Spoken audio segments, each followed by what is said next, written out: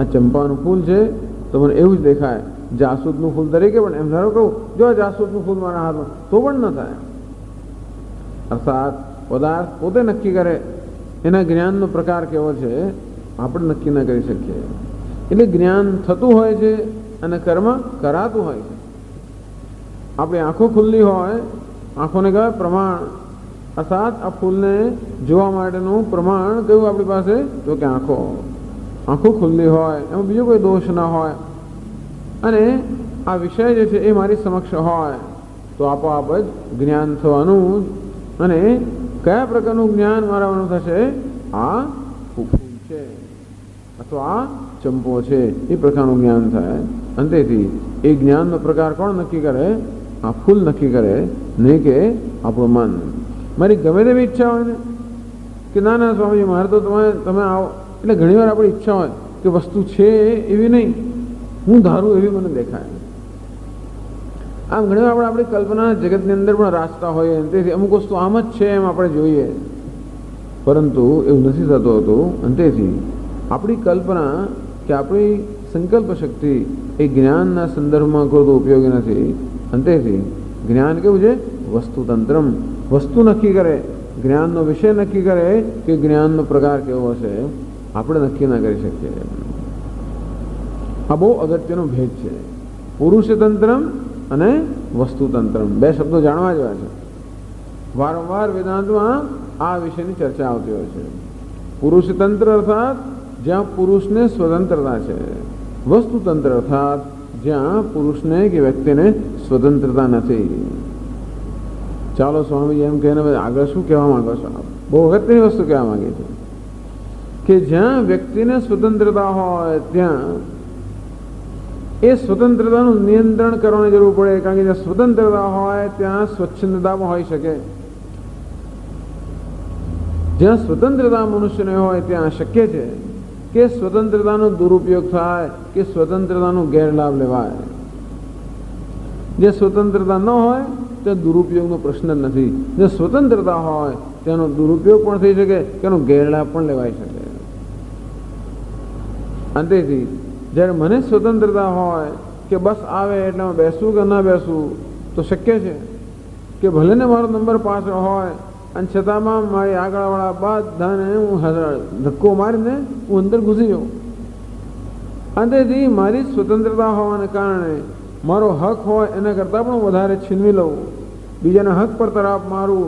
આમ હિંસા અર્થાત બીજાને ઈજા પહોંચાડવી એ શક્ય છે, અથવા એમ એ પ્રક્રિયામાં મારી જાતને પણ ઈજા પહોંચાડવાનું મારે પણ શક્ય છે.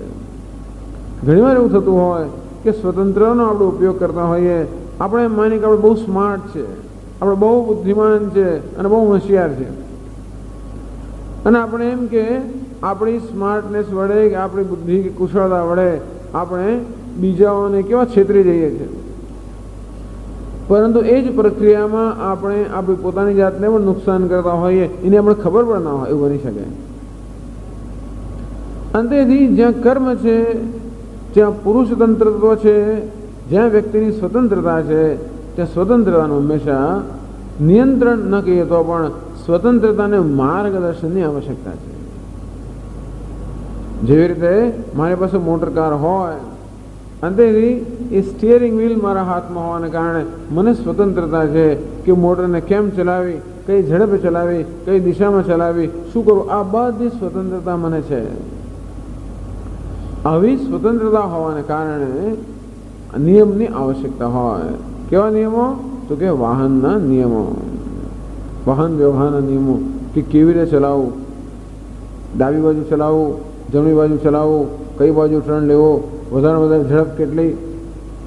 એક વસ્તુ છે, અહીંયા ઝડપને તો મેં તો કોઈ જગ્યાએ બોર્ડ વાંચ્યું જ નથી કે ગતિ મર્યાદા.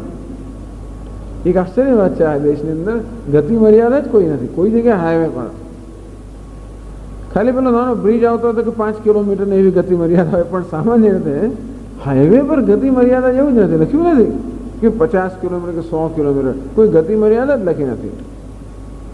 અને તેથી જેને જેમ ફાવે એમ ચલાવે. એટલે કદાચ એવી સ્વતંત્રતા આપણે ગતિ મર્યાદા નક્કી કરી શકીએ છીએ, એ પ્રકારની મેચ્યોરિટી કે પરિપક્વતા આપણામાં છે એમ માની કદાચ નહીં કહેતા હોય આપણને, પણ સામાન્ય રીતે બધી જગ્યાએ જ્યાં આગળ મોટર કાર આવે ત્યાં ગતિ મર્યાદા 100 કિલોમીટર 50 કિલોમીટર જે કંઈ હોય તે, કારણ કે હું ગમે તે ગતિએ ચલાવી શકું એવી સ્વતંત્રતા મને હોવાને કારણે ગતિની મર્યાદા નક્કી કરે.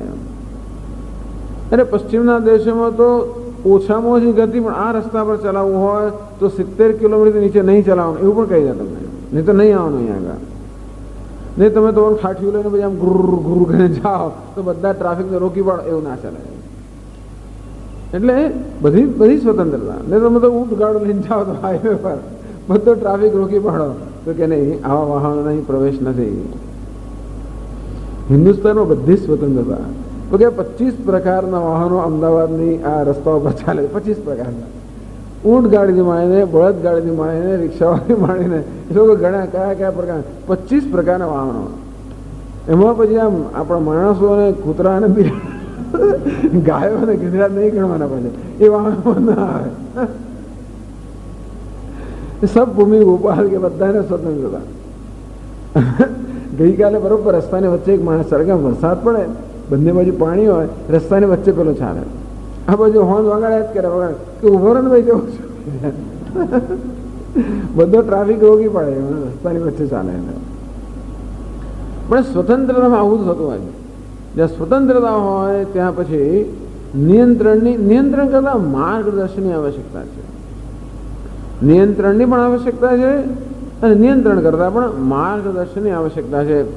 એટલા જ માટે કે બધા જ લોકોને સ્વતંત્રતા હોય અને પ્રત્યેક વ્યક્તિ પોતાની સ્વતંત્રતાનો ઉપયોગ જ્યારે કરે ત્યારે એક વ્યક્તિની સ્વતંત્રતાની પ્રક્રિયામાં બીજાનો ભોગ ન લેવાય એ પણ અગત્યની વસ્તુ છે. આમ જીવનમાં મને સ્વતંત્રતા છે કે મારા જીવનનું ધ્યેય શું હોય અને એ ધ્યેય મારે કેવી રીતે પાર કરવું, એ માટે કયા સાધનનો ઉપયોગ કરવો, શું સાધ્ય મારું છે, અર્થાત જીવનમાં હું શું સિદ્ધ કરવા માગું છું, એ વસ્તુ જે સિદ્ધ કરવા માગું છું એના માટે કયું સાધન છે મારે અપનાવવું જોઈએ. આમ મારે મુંબઈ જવું છે એ મારું સાધ્ય થયું અને મુંબઈ પહોંચવા માટે કયું સાધન અપનાવવું, ટ્રેનમાં જવું, પ્લેનમાં જવું, બસમાં જવું, જે ચાલતો જવું. આમ સાધ્ય અને સાધન એ બંને પસંદ કરવાની સ્વતંત્રતા વ્યક્તિને છે. તો એવું શક્ય છે કે હું મારા ધ્યેયની અંદર એટલો બધો ઓતપ્રોત થઈ ગયો હોઉં, અર્થાત મારા ધ્યેયની સિદ્ધિની અંદર હું એટલો બધો અંદર ઓતપ્રોત થઈ ગયો હોઉં કે ઘણીવાર એવું બને કે મારા ધ્યેયને સિદ્ધ કરવાની પ્રક્રિયામાં હું કદાચ બીજાને નુકસાન કરી બેસું. આમ મારે મુંબઈ પહોંચવું હોય અને જલ્દી પહોંચવું છે, કંઈ ઇમરજન્સી છે માટે હું તો 100 કિલોમીટરની ઝડપે જે જવું એમ કરી કરીને રસ્તા પર બીજા વાહનો હોય, રસ્તા પર બીજા બધા લોકો હોય, એમનું ઈજા પહોંચાડવું, આવું થવાની શક્યતા છે. અને એટલા માટે નિયમનની જરૂર છે.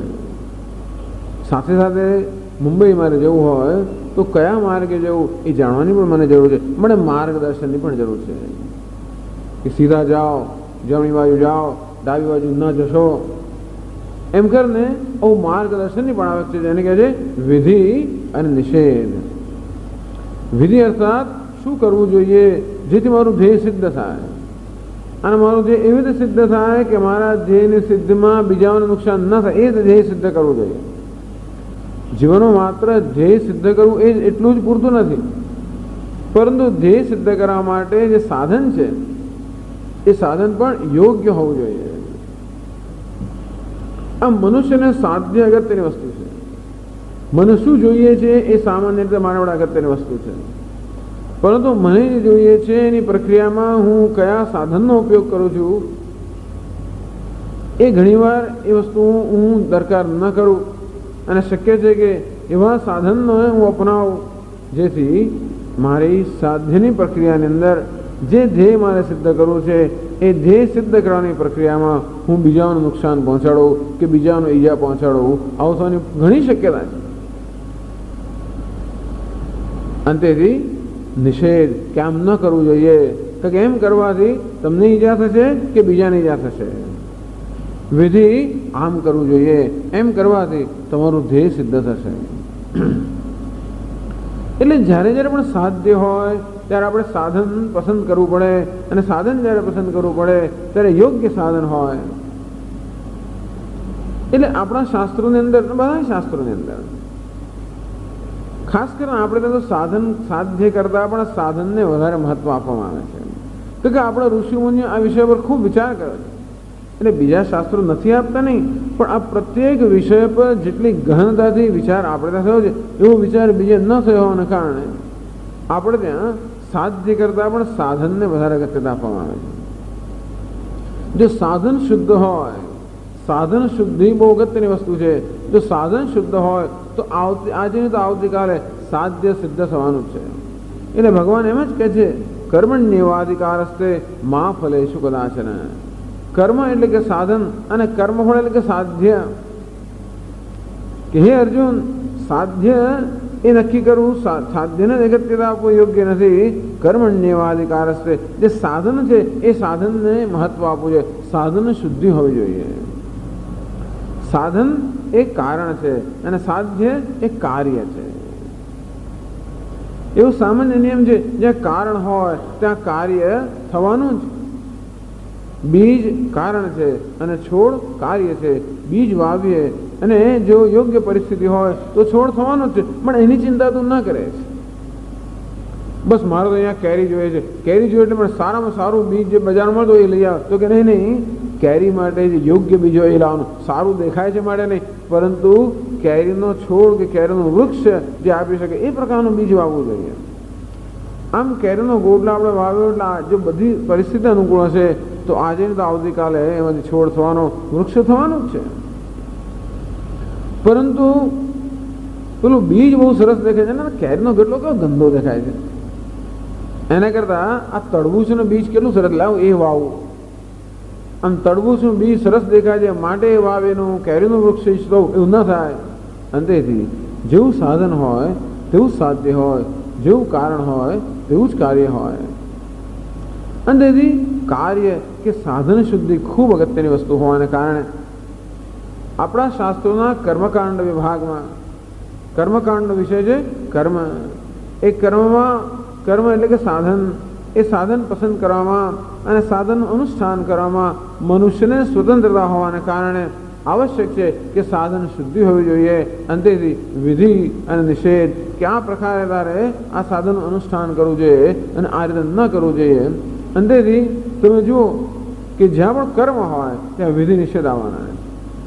કોઈ જગ્યાએ આપણે નોકરી લઈએ તો પણ વિધિ નિષેધ, આખું બધું જ નક્કી થયેલું કે શું કરવાનું શું નહીં કરવાનું, કેમ કરવાનું કેમ નહીં કરવાનું. મકાન બનાવવું હોય તો કેમ બનાવવું, કયા નિયમોનું પાલન કરવું અને શું વસ્તુને ટાળવી, કંઈ પણ કરવું હોય તો વિધિ અને નિષેધ વગર ન થઈ શકે. એટલે કર્મકાંડનો મુખ્ય સૂર કયો? વિધિ નિષેધ. કર્મકાંડના મહાવાક્યો, મુખ્ય વાક્યો કયા? વિધિ અને નિષેધ. આમ કરવું જોઈએ, આમ ના કરવું જોઈએ. સત્યમ વદ, સત્ય બોલવું જોઈએ. હિંસામ ન કુર્યાત, હિંસા ન કરવી જોઈએ. સુરામ ન પીવેદ, સુરા ન પીવી જોઈએ. કલંજમ ન ભક્ષેત, કલંજ ન ખાવું જોઈએ. આમ શું કરવું જોઈએ, શું ન કરવું જોઈએ, એવું માર્ગદર્શન હંમેશા મનુષ્યને જોઈતું પણ હોય છે. અંતેથી એ માર્ગદર્શન માટે પણ વિધિ નિષેધ અને જોડે જોડે કર્મ કરતા હોય ત્યારે સાધન શુદ્ધિ અગત્યનું હોવાને કારણે એ સાધન આપણું શુદ્ધ હોય એટલા માટે પણ વિધિ અને નિષેધ.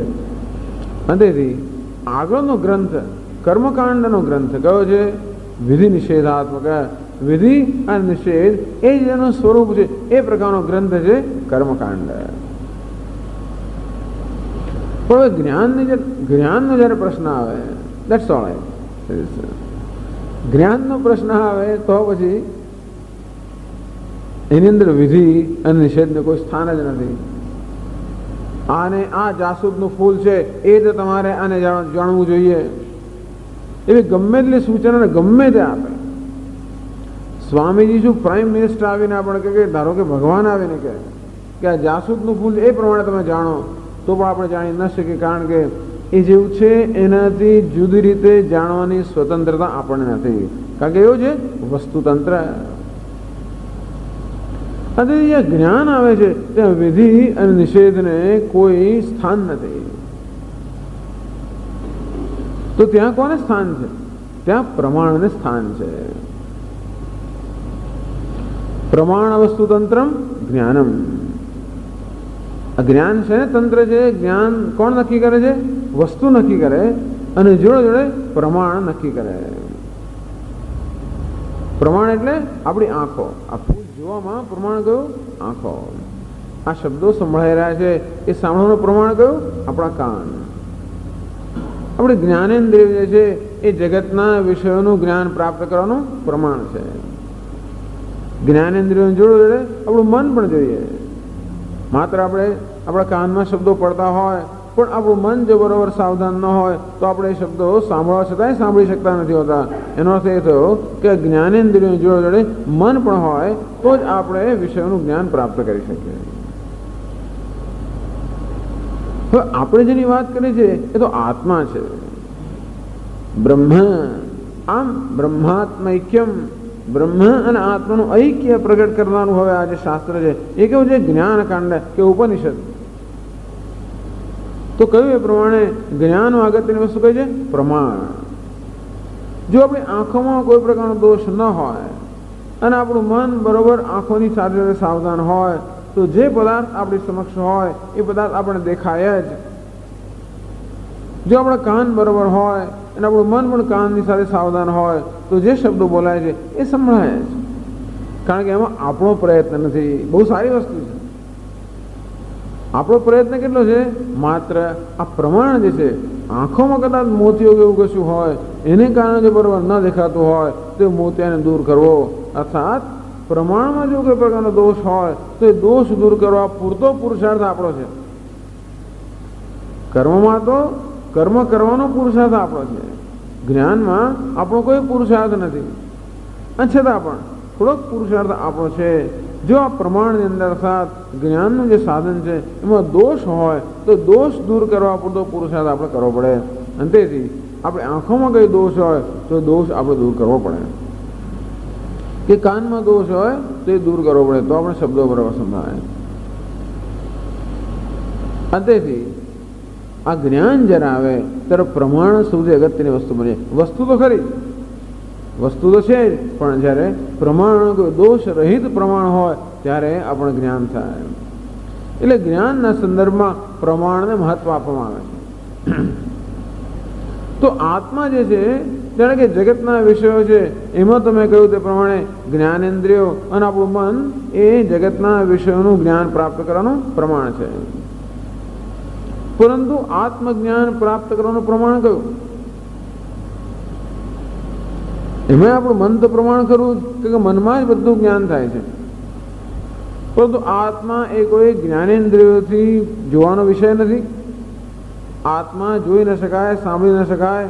આ ઉપનિષદ કહે છે અશબ્દમ, અસ્પર્શમ, અરૂપમ, અવ્યયમ. આમ શબ્દ, સ્પર્શ, રૂપ, રસ, ગંધ એ કોઈ પ્રકારનો ગુણ આત્મામાં ન હોવાને કારણે આત્મા કોઈ જ્ઞાનેન્દ્રિયનો વિષય ન બની શકે. ન તત્ર ચક્ષુર ગચ્છતિ, ન વાગ ગચ્છતિ, ન મનઃ. આમ વાણીને કે ઇન્દ્રિયોને કોઈને પણ ત્યાં પહોંચી શકતા નથી. ન તત્ર સૂર્યો ભાતિ, ન ચંદ્ર તારકમ. સૂર્ય પણ ના પ્રકાશી ન શકે, અર્થાત સૂર્ય આત્માને ન પ્રકાશી શકે, કે ચંદ્ર કે તારાઓ પણ એને ન પ્રકાશિત કરી શકે. અને તો પછી આત્માનું જ્ઞાન પ્રાપ્ત કરવાનું પ્રમાણ કયું? એ કઈ વસ્તુ છે જે આત્માને પ્રકાશિત કરી શકે? તો કે નહીં, તમેવ ભાંતમ અનુભાતિ સર્વમ તસ્ય ભાષા સર્વમિદમ વિભાતિ. એ આત્મા પ્રકાશી રહ્યો છે, એ સમગ્ર જગત આત્માના પ્રકાશમાં પ્રકાશે છે. અને તેથી આત્માને પ્રકાશિત કરવાની કોઈ આવશ્યકતા નથી. જગતના પદાર્થો જડ હોવાને કારણે જ્ઞાનેન્દ્રિયો દ્વારા એ પદાર્થોને પ્રકાશિત કરવાની આવશ્યકતા છે, કારણ કે એ બધા સ્વયં પ્રકાશ નથી, આ જડ છે. આત્મા કેવો છે? સ્વયં પ્રકાશ હોવાને કારણે એ તો સતત પ્રકાશી જ રહ્યો છે. યાતિર્યંગ નર દેવતા વિરહમિત્યંત સ્ફુટા ગૃહ્યતે. આમ પ્રાણી માત્ર, દેવતાઓ, મનુષ્યો, પશુઓ, પ્રાણી માત્ર હૃદયની અંદર જે અહમ અહમ આ પ્રમાણે સતત સ્ફુરી જ રહ્યો છે. અંદરથી આત્માને પ્રકાશિત કરવાની કોઈ આવશ્યકતા નથી. પણ છતાંય આત્માના જ્ઞાનનો પ્રશ્ન છે. કેમ કે આત્મા વિશે અજ્ઞાન પ્રવર્તે છે, આત્મા વિશે મિથ્યા જ્ઞાન પ્રવર્તે છે. અંદરથી આત્માના જ્ઞાન માટેનું પ્રમાણ એટલે એવું પ્રમાણ હોવું જોઈએ જે આપણામાં અનેક પ્રકારના ભ્રમ છે જે અજ્ઞાનમાંથી જન્મેલા છે એને દૂર કરે.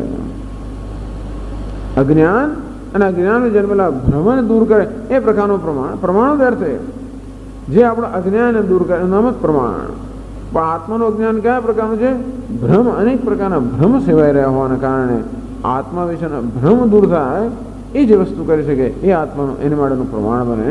અંતે ઉપનિષદ કે શાસ્ત્ર એ આત્મજ્ઞાન માટેનું પ્રમાણ છે. કારણ કે ઉપનિષદના શબ્દોથી આત્મા વિશેના કે ઈશ્વર વિશેના સર્વ ભ્રમ દૂર થાય છે. ભિદ્યતે હૃદય ગ્રંથિ છિદ્યંતે સર્વ સંશયા.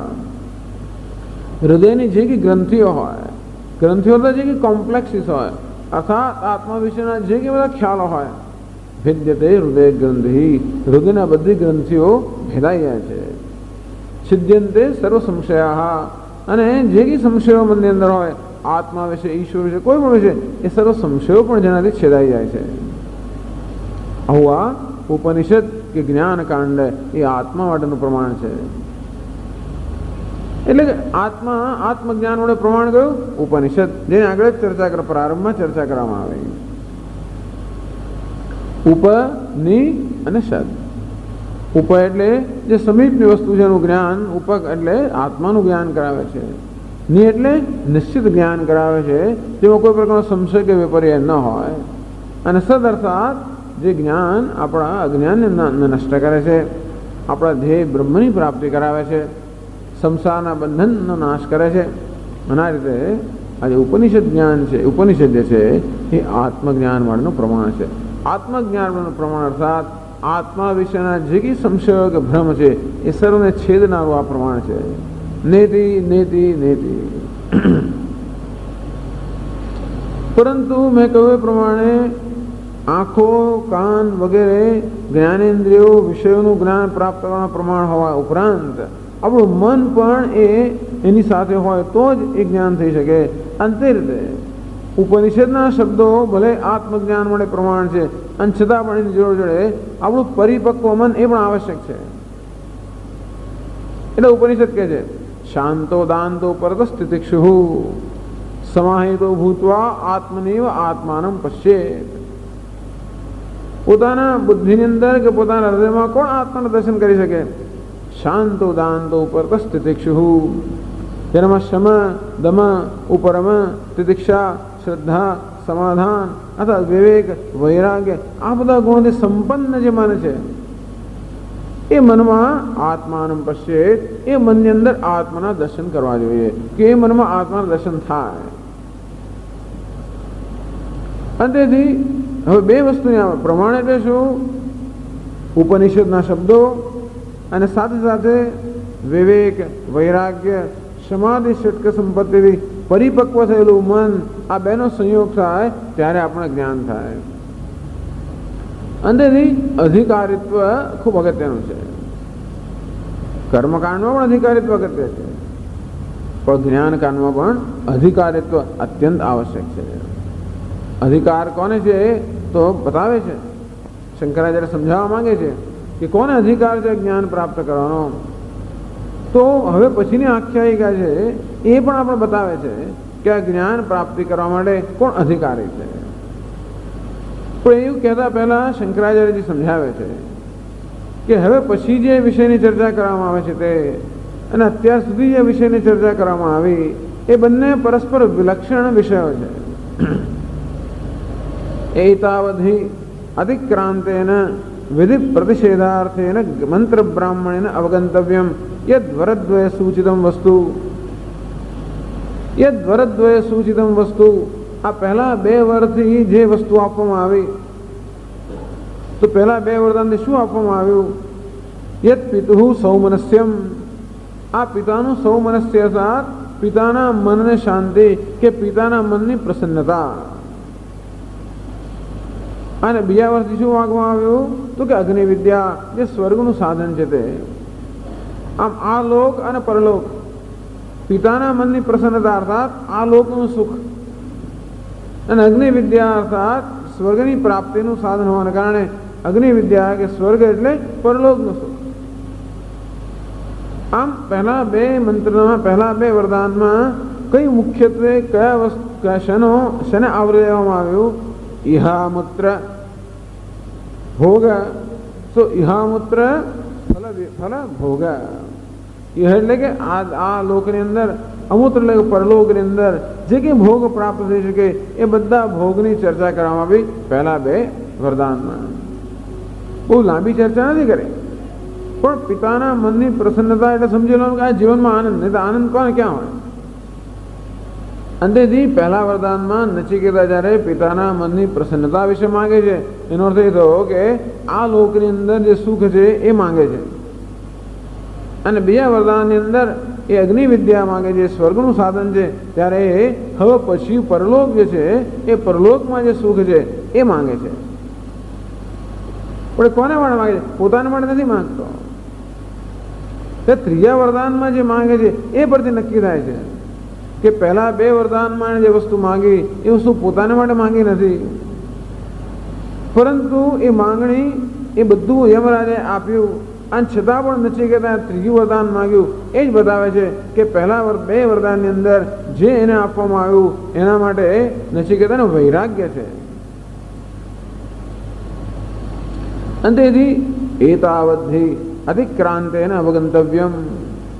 અતિક્રાંત અર્થાત જે ગ્રંથ અત્યાર સુધી સમાપ્ત થયો, અવગંતવ્યમ એમાંથી આપણે શું શીખવાનું છે? વિધિ પ્રતિષેધાર્થેન મંત્ર બ્રાહ્મણેન યદ વરદ્વય સૂચિતમ વસ્તુ અતિક્રાંતેન ગ્રંથેન યદ વરદ્વય સૂચિતમ વસ્તુ. આ બે વરદાનથી જે વસ્તુ આપવામાં આવે આલોક અને પરલોકનું સુખ એ વેદના કર્મકાંડ વિભાગનો વિષય છે. એટલે શંકરાચાર્ય કહે છે કે ઉપનિષદનો પ્રારંભ ક્યાંથી થાય છે એ પણ આપણે સમજવું જોઈએ. આમ ખરેખર જોવા જઈએ તો ઉપનિષદનો પ્રારંભ આ ત્રીજા વરદાનની ચર્ચાથી થાય છે. અને છતાં પણ પહેલા બે વરદાનની ચર્ચા પણ અગત્યની છે, કારણ કે પહેલા બે વરદાનમાં જે વિષયની ચર્ચા કરવામાં આવી એ વેદના કર્મકાંડની અંદર જે છે એને આવરી લે છે. અને હવે ત્રીજામાં જે ચર્ચા કરવામાં આવશે એ વેદના જ્ઞાનકાંડનો વિષય છે. એટલે કે વિધિ પ્રતિષેધાર્થ, એના વિધિ અને પ્રતિષેધ. વિધિ અર્થ અને પ્રતિષેધાર્થ. વિધિ એટલે કે આમ કરો અર્થાત આપણે પ્રવૃત્ત કરે, નિષેધ અર્થાત આમ ન કરો અર્થાત આપણે કશાકને નિવૃત્ત કરે. આમ જ્યારે પણ સૂચના આપવામાં આવતી હોય ત્યારે બે પ્રકારની સૂચના આપવામાં આવતી હોય, શું કરવું જોઈએ, શું ન કરવું જોઈએ. આપણે ખબર ન હોય કે શું કરવું જોઈએ, પણ આપણે સૂચના આપવામાં હોય કે આ કરો,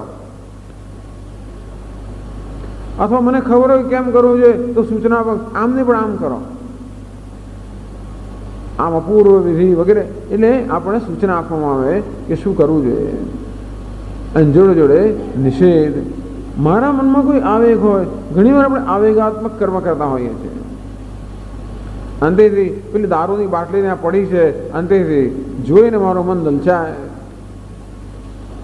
આમ આ વસ્તુ જોઈને મારામાં આવેગ આવતો હોય તો તરત મને પછી પેલું પ્રતિષેધ વાક્ય યાદ આવે, સુરામ ન પીવેત, તો સુરાપાન ન કરવું જોઈએ. તો મારો પેલો આવેગ જે છે એ આવેગ શમી જાય. કેમ શમી જાય? કારણ કે વેદ છે એ વેદના વચનમાં મને અત્યંત શ્રદ્ધા છે. હું જાણું છું કે વેદ જે કહે છે એ ખરેખર મારા પોતાના હિતમાં જ કહે છે. અને માટે વેદ જ્યારે એમ કે અમુક કર્મ ન કરવું જોઈએ તેનો અર્થ એ થયો કે કરવાથી મને નુકસાન થવાનું હશે, અને માટે મને નુકસાનમાંથી બચાવવા માટે આ કહેવામાં આવે છે. અંતેથી આ વાક્ય તરત મને યાદ આવે. જેવું દારૂ પીવાની ઈચ્છા થઈ કે તરત વાક્ય યાદ આવે, સુરામ ન પીવે. એટલે કે સુરા અનિષ્ટ સાધન છે. અંતેથી મને નરકની પ્રાપ્તિ થશે, દુઃખ થશે. અને માટે તરત મારો પેલો આવેગ છે એ આવેગ કેવો છે? ઓસરી જાય. અને શું કહેવાય છે? નિવૃત્તિ. મારો આવેગ જન્માવવો નામ પ્રવૃત્તિ, અને જન્મેલા આવેગ ઓસરી જાય નામ નિવૃત્તિ. આમ સામાન્ય કામ કરવામાં કોને આવેગ આવતો નથી. લોકોને બેસી રહેવામાં, આરામ કરવામાં બહુ આમ સારું લાગે. અંતેથી ચલો ઉઠો, કામ કરો, 9 વાગે આવી જાઓ, આટલું કામ કરવાનું. અંતેથી એ પ્રકારનો આવેગ ઉત્પન્ન કરવો, પ્રેરણા ઉત્પન્ન કરવી એ પણ આવશ્યક છે. નહીં તો તમસને કારણે માણસ કશું કરે છે. તેથી તમસમાંથી મુક્ત કરવા માટે એને પ્રેરણા કરે, રજોગુણ નહીં. અને માટે કર્મ શું છે? પ્રેરણા એટલે વિધિ. નિષેધ શું કરે? જે બધા વિપરીત આવેગો હોય, જે મને કે બીજાને નુકસાન કરનારા હોય એમાંથી નિવૃત્ત કરવા માટે નિષેધ એટલે કે વિધિ પ્રતિષેધાર્થેના. વિધિ અર્થ કયો છે? તો કે પ્રવૃત્તિ. નિષેધ અર્થ કયો છે? નિવૃત્તિ. બસ આપણે આ બે વસ્તુ જીવનમાં કરવાની છે. રસ્તામાં પણ જતા હોઈએ ત્યારે વિધિ અને નિષેધ. કયો રસ્તો લેવો? તો કે જે આપણા ધ્યેય તરફ લઈ જાય છે. પછી આપણે કંઈક સારું દેખાય, આપણે તો આપણે ધારો કે અટવાઈ જઈએ, હા બહુ સરસ દેખાય, જુઓ પેલું ગાર્ડન કેવો સરસ, ચાલો ત્યાં પહોંચી જઈએ, અને તો પછી ક્યારે ધ્યેયને પ્રાપ્ત અને કહે છે કે નિષેધ, અહીં નહીં જવાનું, આમ સીધા જવાનું.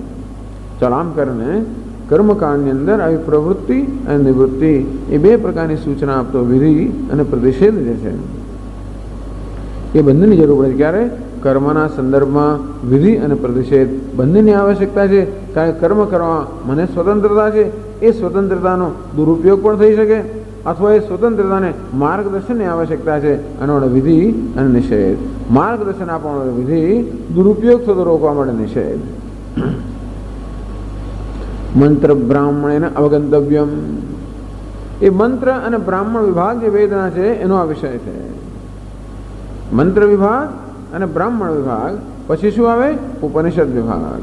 તો કહે છે કે આ કર્મકાંડ અર્થાત મંત્ર બ્રાહ્મણ વિભાગ છે એનો આ પ્રકારનો વિષય છે. એટલે શંકરાચાર્યજી બહુ સુંદર સમજાવે છે કે આ ઉપનિષદની અંદર આ બે વરદાનની અંદર યદ વરદ્વય સૂચિતમ વસ્તુ, આ બે વરદાનની અંદર જેની ચર્ચા કરવામાં આવી એનો વિષય એ કર્મકાંડનો વિષય છે. અર્થાત કર્મકાંડમાં જે વસ્તુ છે એ બધું આ બે મંત્રથી આવરી લેવામાં આવ્યું.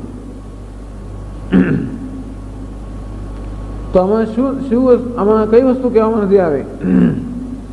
એતાવધિ માત્ર આટલું જ કહેવામાં આવે. કર્મકાંડમાં માત્ર આટલી જ વસ્તુની ચર્ચા છે, અને પહેલા બે વરદાનમાં પણ આ જ વસ્તુની ચર્ચા છે. તો શેની ચર્ચા નથી?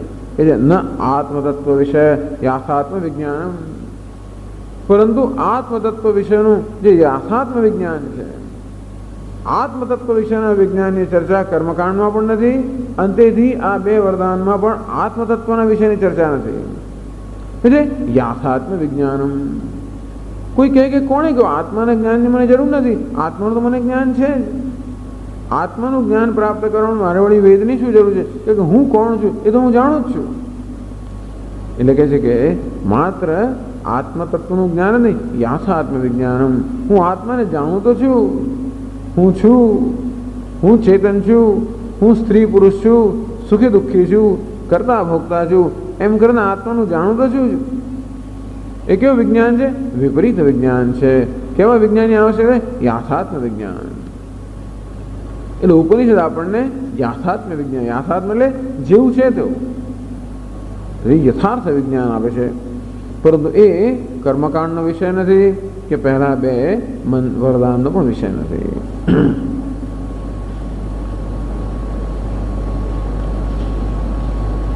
તો હવે શું કરવાની જરૂર છે? એટલે આગળ કહે છે ભાષ્યમાં, અતઃ વિધિ પ્રતિષેધાર્થ વિષયસ્ય આત્મની ક્રિયાકારક ફલ અધ્યારોપલક્ષણસ્ય સ્વાભાવિકસ્ય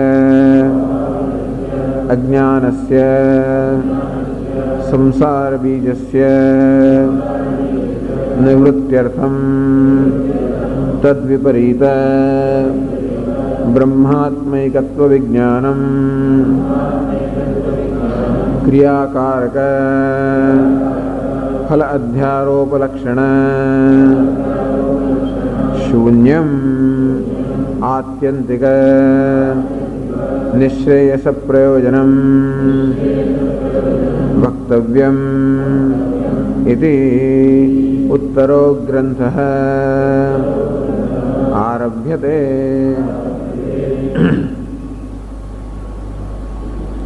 અતઃ કારણ કે અત્યાર સુધી માત્ર આટલું જ આવ્યું, માત્ર આ લોક અને પરલોકનું સુખ કેમ પ્રાપ્ત કરવું એ જ અત્યાર સુધી ચર્ચવામાં આવ્યું.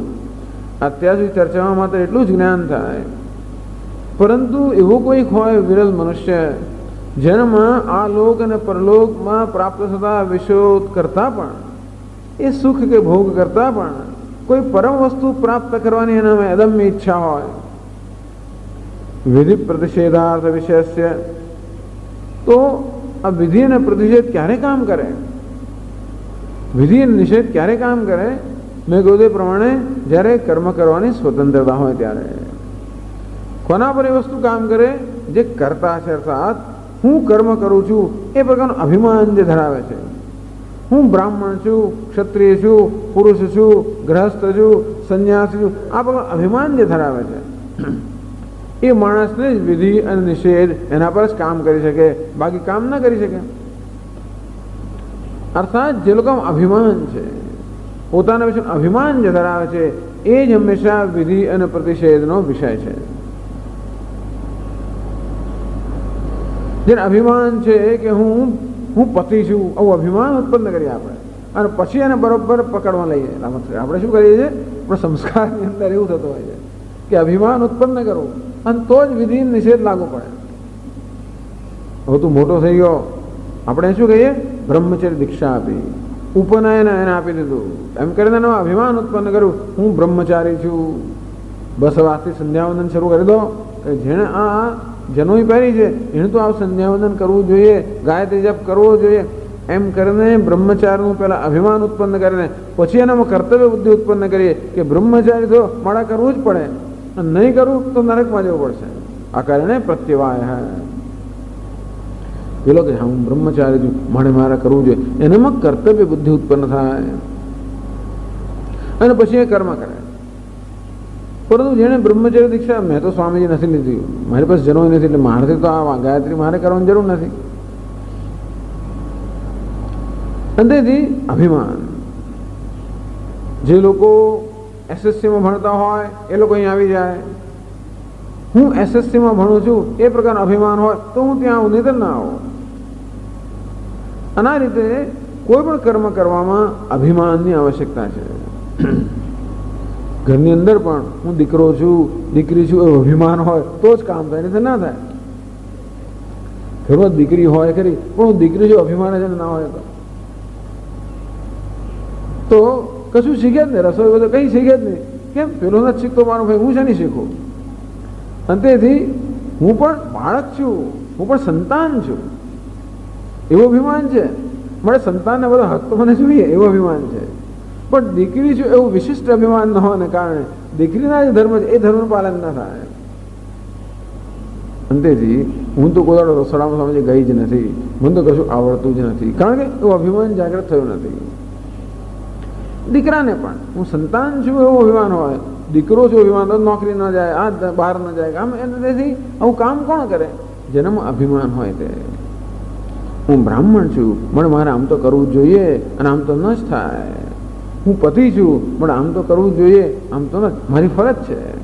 પત્નીનું, બાળકોનું, કુટુંબનું પાલન કરવું, ભરણ પોષણ કરવું મારી ફરજ છે. અને માટે એ પ્રકારની કર્તવ્યની ભાવના ઉત્પન્ન થાય જે અભિમાન હોય ત્યાં. એવું અભિમાન ક્યારે હોય? હું બ્રાહ્મણ છું કે પુરુષ છું, પતિ છું કે પત્ની છું, દીકરો છું કે દીકરી છું, આવી જાતનો ખ્યાલ મારામાં ક્યારે હોય? જ્યારે આ દેહના જે ધર્મો છે એ ધર્મનો આત્મા પર અધ્યારોપ થતો હોય ત્યારે. ખરેખર પુરુષ કે સ્ત્રી, પતિ કે પત્ની, બ્રાહ્મણ કે ક્ષત્રિય કે બ્રહ્મચારી કે ગ્રહસ્થ, આ બધા ખરેખર લક્ષણો કોના છે? આ બધા જ દેહના લક્ષણો છે, અથવા મન બુદ્ધિના લક્ષણો છે, ઉપાધિના લક્ષણ છે. આ બધી વસ્તુ ક્યાં રહેલી છે? બ્રાહ્મણ કે ક્ષત્રિય. સ્થૂલસ્ય સંભવ જરા મરણાની ધર્મા. સ્થૂળ શરીર છે એના બધા જન્મવું, મૃત્યુ પામવું, વાર્ધક્ય, આ બધા ધર્મો કોના છે? સ્થૂળના છે. પછી બાળપણ, યુવાની, આ બધા એના ધર્મ છે. બ્રહ્મચર્ય, ગ્રહસ્થ, એ પણ એના ધર્મો છે. બ્રાહ્મણ, ક્ષત્રિય, એ બધા કોના ધર્મ છે? ઉપાધિના ધર્મ છે. એ ઉપાધિના ધર્મનો આત્મા પર અધ્યારોપ થતો હોય ત્યારે જ મનુષ્યને એવું અભિમાન હોય કે હું કંઈક છું, હું બ્રાહ્મણ છું કે હું ગ્રહસ્થ છું. કંઈ પણ અભિમાન ત્યારે જ હોય કે હું ભારતીય છું, હોય છું. અભિમાન ક્યારે હોય? ભારત દેશ સાથે તાદાત્મ્ય હોય ત્યારે. બોમ્બેઇટ્સ, અમે તો મુંબઈના છીએ, આમાં અભિમાન રાખે. અંતેથી અમુક તો અમે કરીએ, અમુક તો અમે ના જ કરીએ. આમ અભિમાન કશાક સાથે તાદાત્મ્યથી જન્મતો. જો તાદાત્મ્ય ન હોય તો અભિમાન ન હોય. આમ ભારત સાથે તાદાત્મ્ય હોય, હું ભારતીય છું. હિન્દુ ધર્મ સાથે તાદાત્મ્ય, હું હિન્દુ છું. હિન્દુત્વ એવું તાદાત્મ્ય હોય તો નહીં તો કશું નહીં. હું તો કંઈ બંને જતો નથી, હું કંઈ કરતો નથી. પણ ક્યાં જ્યાં તાદાત્મ્ય હોય ત્યાં અભિમાન જન્મે. અને તે રીતે આ ઉપાધિ સાથે તાદાત્મ્ય હોય, ઉપાધિમાં અહમભાવ હોય તો જ અનેક પ્રકારનું અભિમાન જન્મે. એ અભિમાન જ્યારે હોય ત્યારે જ મારામાં આ પ્રકારે કર્તવ્ય બુદ્ધિ આવે. માણસ લગ્ન થયા હોય અને છતાં લગ્ન થયા છે અભિમાન જ ના હોય તો પતિ થયો અને છતાં પણ એવું એના મગજમાં આવ્યું જ નથી. ઘણી લોકોને એવું થાય છે. એટલે પહેલાં હતો એવું ને એવું જ ને, પછી કહેવું પડે એટલે તું મોટો થયો જો તું પરણી ગયો આવું ના થાય તારાથી. એટલે ન હોય તો અભિમાન ઉત્પન્ન કરવું પડે છે આપણે. એટલે શ્વેત કીધું 12 વર્ષનો થઈ ગયો અને રખડ્યા કરતો હશે એટલે પિતાજી બોલાવને કહે છે ગો ભાઈ તો ગુરુકુળમાં જા, 12 વર્ષનો થઈ ગયો નહીં તો તું બ્રહ્મબંધુ રહી જઈશ. કહેવા તો બ્રાહ્મણ આપણા ઘરમાં આવું કોઈ રહ્યું નથી અને માટે તું તો બ્રહ્મબંધુ કહેવાય, તને ને બાકી કોને તો કલંકરૂપ છે. માટે હવે તું જા એમ કરીને એનામાં કંઈક ઉત્પન્ન કર્યું અભિમાન કે હું બ્રાહ્મણ છું અને મારે ભણવું છે. ત્યારે ગયો ને રખડ્યા કરે. અંતેથી જ્યાં તાદાત્મ્ય હોય, કુળ સાથે તાદાત્મ્ય કે હું કયા કુળમાં જન્મ્યો છું, એ કુળની કયા પ્રકારની પ્રણાલી છે, કેવી પરંપરા છે, હવિયતનું આપણામાં અભિમાન તાદાત્મ્ય અભિમાન જન્મે. નહીં મારા દાદા સંસ્કૃતના સ્કોલર હતા, મારા પિતાજી પણ મોટા જ્યોતિષી હતા, તો તું શું કરે તો હું તો પ્યુન છું. એવું ના, એટલે આમ ધારો કહેતા હોઈએ પિતાજી ને દાદાનું જે અભિમાન હોય તો આપણે પણ એવું કરવા આમ પ્રેરાઈએ. એટલે પ્યુન હોવું કોઈ ખોટી વસ્તુ નથી, પણ છતાં આપણે ખાલી અભિમાન લઈએ કે દાદા મારા આવા હતા અને પિતાજી આવા હતા, બરાબર છે. પણ એવું જ્યારે અભિમાન તાદાત્મ્ય જ્યારે હોય ત્યારે હું તો સંસ્કૃત શીખીશ. કેમ? મારા પિતાજી આમ કરતા હતા. એ હંમેશા અભિમાન ક્યારે હોય? તાદાત્મ્ય હોય ત્યારે. અને મનુષ્યને અભિમાન હોય કે હું આ છું, પેલું છું, કરતા છું, ભોગતા છું, સુખી છું, દુઃખી છું, પુરુષ છું, સ્ત્રી છું, ક્ષત્રિય છું, બ્રાહ્મણ છું, ગ્રહસ્થ છું, બ્રહ્મચારી છું. આ પ્રકારનું અભિમાન ક્યારે હોય? જ્યારે આ ઉપાધિ સાથેનું તાદાત્મ્ય હોય ત્યારે. અંતેથી આ પ્રકારનું આત્માનું જ્ઞાન છે એ આત્માનું યથાર્થ જ્ઞાન નથી. એ કેવું જ્ઞાન છે?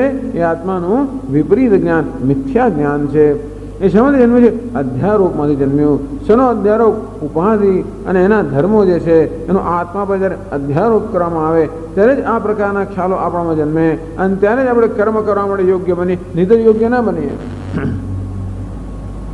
જેને દેહ સાથે તાદાત્મ્ય નથી, જેને ઉપાધિ સાથે તાદાત્મ્ય નથી અને તેથી હું આ ઉપાધિ છું એ પ્રકારનું જેને તાદાત્મ્ય ન હોય એ કોઈ પ્રકારની સૂચનાઓ માટે ઉપલબ્ધ જ નથી. કારણ કે એને પોતાના વિશે એવું કોઈ અભિમાન જ નથી. અંતેથી માણસ જ્યારે નિદ્રામાં હોય ત્યારે ઉપાધિ કોઈ પ્રકારનું તાદાત્મ્ય હોતું નથી. અંતે ઊંઘવાનું લાત મારી દે તો આપણે એને સજા નથી કરતા, કારણ આપણે જાણીએ છીએ કે એને જાણી જોઈને કર્યું નથી. એ કરવામાં કોઈ કર્તૃત્વ નથી. કર્તૃત્વ ક્યારે હોય? આ ઉપાધિ તાદાત્મ્ય હોય ત્યારે. એટલે આત્માનું એ પ્રકારનું જ્ઞાન કેવું જ્ઞાન છે? હું પુત્ર છું, બાળક છું, સંતાન છું, સ્ત્રી છું વગેરે. આ જ્ઞાન કેવું છે? મિથ્યા જ્ઞાન છે. એ પેલા ઉપાધિનો અધ્યારોપ કરવાને કારણે જન્મતો હોય છે. અને આવો જ્યારે અધ્યારોપ હોય ત્યારે હંમેશા અનેક પ્રકારની ઈચ્છાઓ હોય. આવો અધ્યારોપ હોય એટલે હંમેશા અનેક પ્રકારનું ધ્યેય રહેવાનું. પુરુષ છે પણ એનું ધ્યેય હોવાનું, સ્ત્રી છે એનું ધ્યેય હોવાનું, બાળક છે એનું ધ્યેય હોવાનું. આ પ્રકારના અભિમાનને કારણે સતત મને એક અપૂર્ણતાની લાગણી સાલવાની. કારણ કે આ ઉપાધિ સાથે જ્યારે તાદાત્મ્ય હોય, ઉપાધિ સર્વ રીતે મર્યાદિત હોવાને કારણે હું હંમેશા આ મર્યાદાની લાગણીનો અનુભવ કરતો હોઉં. અંતેથી એ મર્યાદામાંથી મુક્ત થવા માટેનો અમારી ઈચ્છા જન્મવાની. અંતેથી જ્યાં તાદાત્મ્ય છે, અધ્યારોપ છે, ત્યાં અભિમાન છે. જે અભિમાન છે ત્યાં અપૂર્ણતા છે. જે અપૂર્ણતા છે ત્યાં ઈચ્છા છે. શેની ઈચ્છા? ભોગની ઈચ્છા, પૂર્ણ બનવાની ઈચ્છા. અંતેથી વેદનો કર્મકાંડ વિભાગ જે છે એ આવા મનુષ્યને ઉદ્દેશીને છે. જાણે છે કે મનુષ્ય માત્રમાં, પ્રાણી માત્રમાં, પ્રાણીઓ તો આ બધી સૂચના વડે ઉપલબ્ધ નથી. એમને તો ભગવાન જેમ દોરાવે એ પ્રમાણે દોરાઈને એમનું જીવન પસાર થતું હોય છે.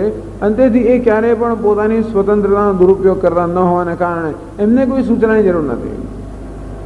પણ મનુષ્યને ભગવાને ફ્રી વિલ અર્થાત એક સંકલ્પ શક્તિ કે સ્વતંત્ર બુદ્ધિ આપી હોવાને કારણે એ પોતાની સ્વતંત્રતાનો ઉપયોગ કે દુરુપયોગ કરી શકે. તેથી એને વિધિ નિષેધની આવશ્યકતા છે. અને તેથી વેદનો કર્મકાંડ વિભાગ જે વિધિ નિષેધાત્મક છે, જે પ્રવૃત્તિમાં જોડતો હોય કે કશાક આવેગમાંથી નિવૃત્ત કરતો હોય, આમ પ્રવૃત્તિની નિવૃત્તિ કોને ઉદ્દેશીને છે?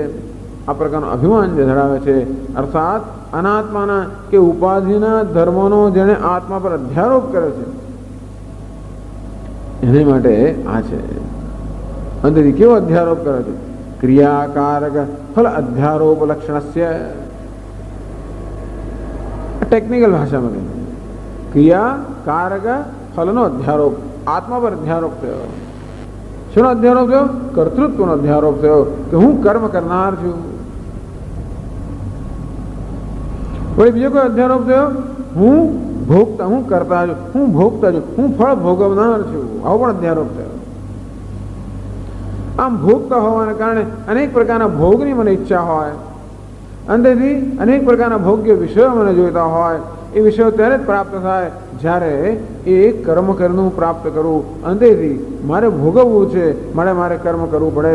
આમ ભોગતા અને કરતા આ પ્રકારનો અધ્યારોપ થયો. અને પછી આ જે કરતા છે એ યોગ્ય ક્રિયા કરે જેથી એને પેલું કર્મફળ પ્રાપ્ત થાય. આમ ક્રિયાનો અધ્યારોપ થાય. આમ ક્રિયા કારક ફલ અગ્નિહોત્ર વગેરે હું કર્મ કરતો હોઉં. હું કોણ છું? એ કર્મ કરનાર છું. મને શું જોઈએ છે? સ્વર્ગ નામનું ફળ જોઈએ છે. આ બધું કોને મળે શક્ય છે? જેણે ઉપાધિના ધર્મનો આત્મા પર અધ્યારોપ કર્યો છે. અર્થાત જેના આત્મા વિશે યથાર્થ જ્ઞાન નથી,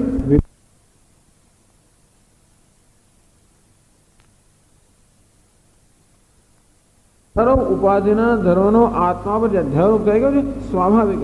સ્વાભાવિક અર્થાત જો કોઈ ઉત્પન્ન કરેલો નથી, જન્મથી જ સહજ રીતે જે છે. આ માણસ જન્મે ત્યારથી જ દેહને આત્મા માનતો હોય છે. ઉપાધિમાં અહમ ભાવ હોવો એ સ્વાભાવિક છે, અર્થાત નૈસર્ગિકો એમ લોક વ્યવહાર હૈ.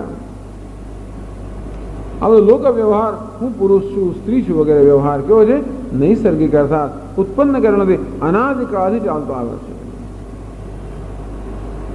એનો સ્વભાવ છે અજ્ઞાનસ્ય. એનું સ્વરૂપ છે અજ્ઞાન. આ પ્રકારના બધા ખ્યાલો જે મારા વિશે ધરાવું છું એ શેમાં ઉત્પન્ન થયા? આત્માના યથાર્થ જ્ઞાન ન હોવાને કારણે, અર્થાત આત્માનું વાસ્તવિક જ્ઞાન ન હોવાને કારણે આ પ્રકારનો અધ્યારોપ શક્ય છે. શંકરાચાર્ય કહે છે સ્વાભાવિકસ્ય અજ્ઞાનસ્ય આત્મની અધ્યારોપ લક્ષણસ્ય. આત્મા પર આ બધાનો જ્યારે અધ્યારોપ થાય એ સ્વાભાવિક રીતે થતો હોય છે, અજ્ઞાનને કારણે થતો હોય છે. ભલે ને થાય, અમને વાંધો નથી.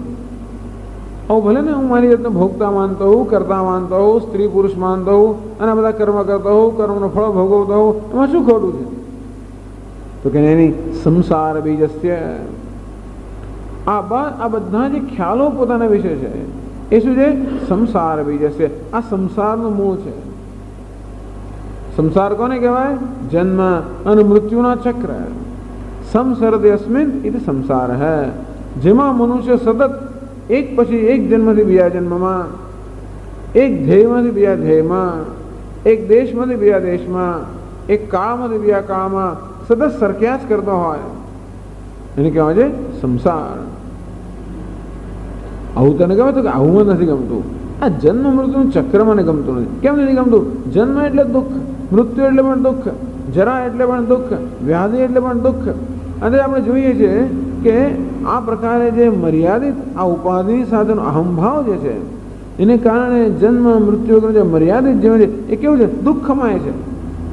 પ્રત્યેક ક્ષણે મને અલ્પતાથી હું સભાન હોવાને કારણે એ અલ્પતાનું નામ જ દુઃખ. એ અલ્પતાનો અનુભવ જે ક્ષણે થાય એ ક્ષણે તરત જ અલ્પતામાંથી મુક્ત થવા માટેનો એક સંઘર્ષ મનમાં જામતો હોય. આમ સતત મનમાં સંઘર્ષ ચાલતો જ હોય છે. એવું બને કે ક્ષણભર મારી મનગમતી વસ્તુ મળે અને તે વખતે એના આનંદની અંદર હું જ્યારે ગરકાવ થઈ જાઉં ત્યારે ક્ષણભર પેલા સંઘર્ષથી હું જાણે બચી જાઉં. ક્ષણભર સંઘર્ષ ભૂલાઈ જાય અને એવી ક્ષણે હું જાણે કે સંસારથી મુક્ત ન થઈ ગયો હોઉં.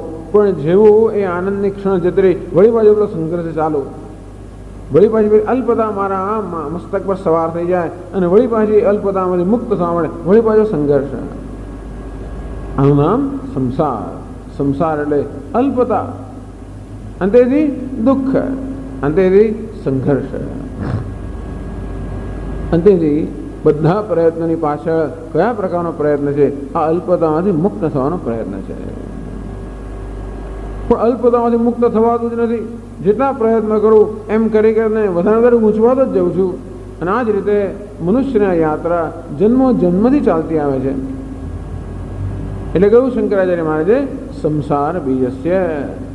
આમ દુઃખની જે હારમાળા કે પરંપરા ચાલે છે, એટલે જીવન દુઃખમય છે એવું કહેવાનો આપણો આગ્રહ નથી. કહ્યું બુદ્ધ ભગવાને સર્વમ ક્ષણિકમ ક્ષણિકમ સર્વમ દુઃખમ દુઃખમ. એટલે એવું લાગે છે કે આપણા શાસ્ત્રો આખો દિવસ આપણે એમ જ કહે કરે છે કે આ જીવન દુઃખમય છે, દુઃખમય છે, દુઃખમય છે. એમ કરીને જીવનનો જે વાસ્તવિક આનંદ છે એ આનંદ કેમ પ્રાપ્ત કરો આપણે શીખવતા નથી, પણ આ જીવનનો તિરસ્કાર કેમ કરો એ આપણે શીખવે છે. એવું નથી. ઘણું એવું થતું હોય છે કે આપણે દુઃખ દુઃખ એમ કહી કહીને આપણે જીવન માટે રસ જ છોડાવી દે સ્વામીજી. હવે મને કશું ગમતું જ નથી. આ વેદાંત સાંભળ્યા પછી હવે હું કોઈ સિનેમા જોવા જતો નથી અને પાર્ટીમાં જતો નથી અને હવે મને કશું રસ જ પડતો નથી. બધો જીવન રસ જ જતો રહ્યો.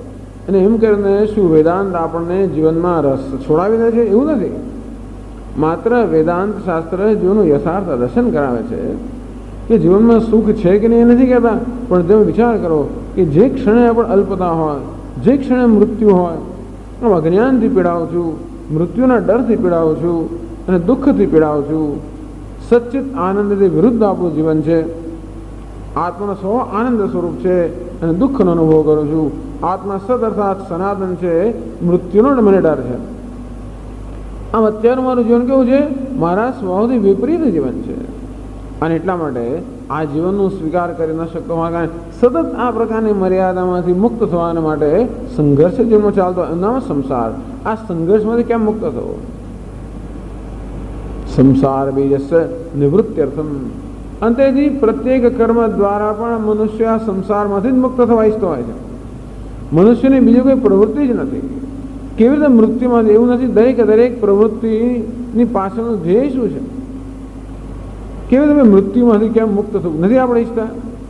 કેમ મારું જીવન હંમેશા ટકી રહે? આ પ્રત્યેક મનુષ્ય અમરતા ઈચ્છે છે અને અમર બનવાનો પ્રયત્ન કરે. અમર ન બનાવે તો મૃત્યુને બનેલું ઠેલવાનો પ્રયત્ન કરે અને મૃત્યુને ઠેલવા માટે આ વૃદ્ધાવસ્થાને ઠેલવાનો પ્રયત્ન કરે. વ્યાધિ પણ આ મૃત્યુનું સૂચક હોવાને કારણે એને પણ ઠેલવાનો પ્રયત્ન કરે.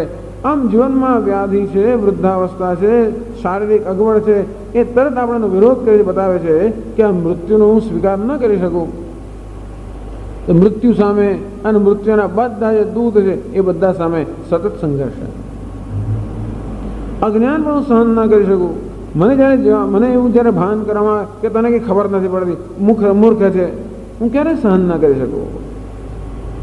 અંતેથી એ મૂળતામાંથી કે અજ્ઞાનમાંથી મુક્ત થવાનો સતત પ્રયત્ન.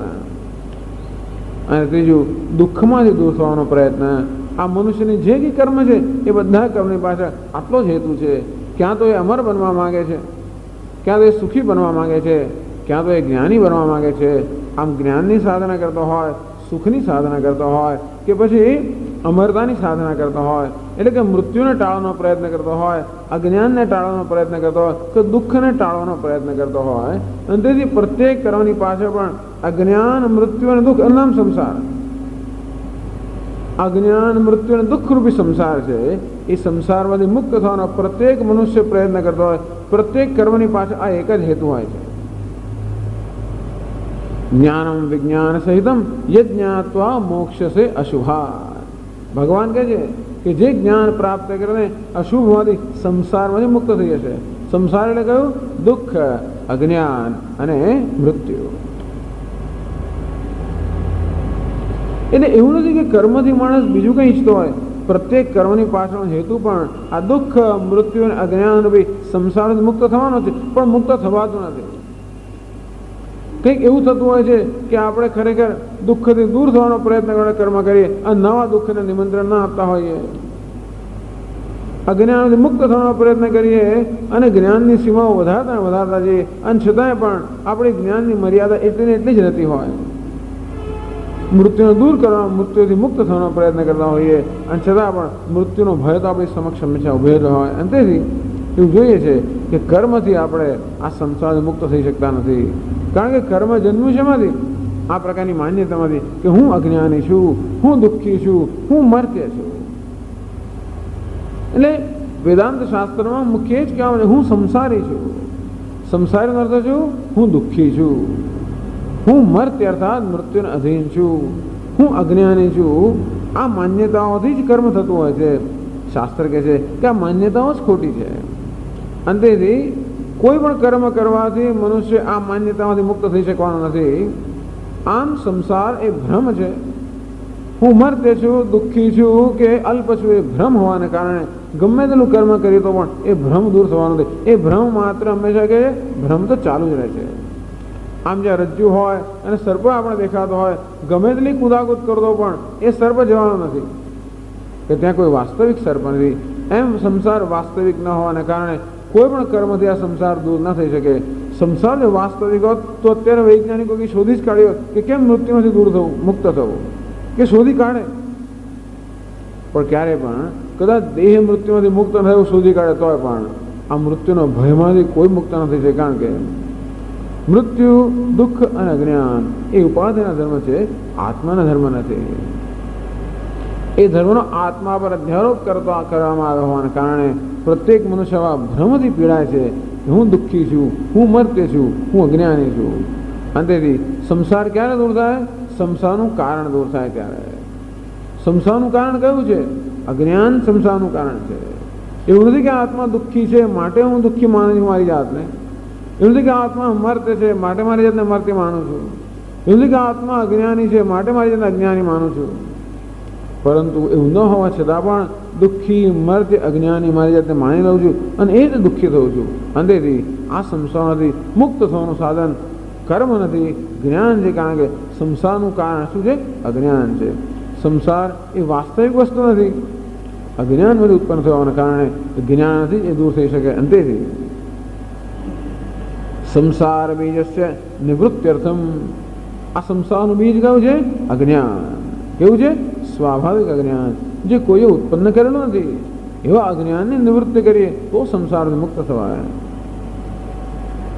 તદ વિપરીત બ્રહ્માત્મૈકત્વ વિજ્ઞાનમ, અને તો પછી સંસાર ક્યારે દૂર થાય? આ પ્રકારના ભ્રમમાંથી મુક્ત થવું ત્યારે. કયા ભ્રમમાં? હું દુઃખી છું, અજ્ઞાની છું, મર્ત્ય છું. આ પ્રકારના ભ્રમમાંથી મુક્ત થઈ ત્યારે.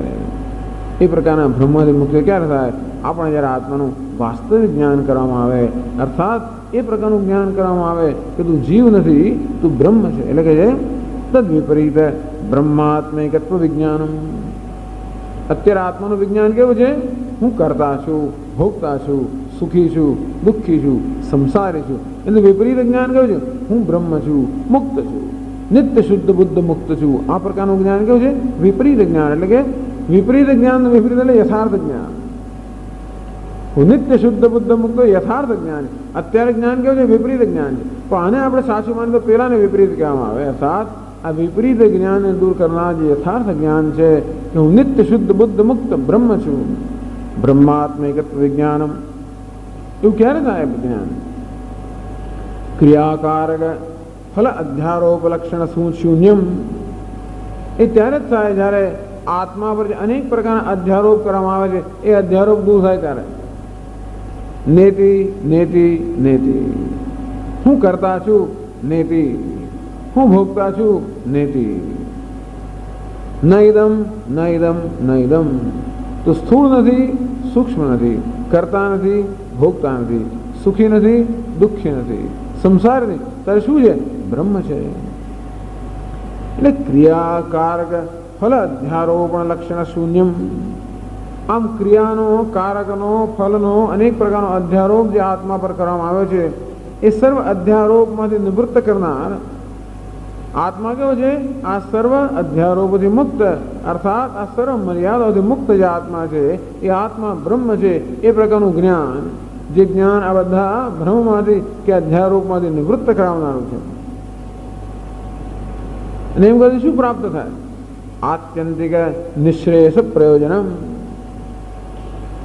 અને જીવનમાં જે સિદ્ધ કરવા હું સતત તડપી રહ્યો છું, સતત ઝંખી રહ્યો છું, એ સિદ્ધ કરનાર આત્યંતિક નિશ્રેયસ. નિશ્રેયસ નિશ્ચિતમ શ્રેય.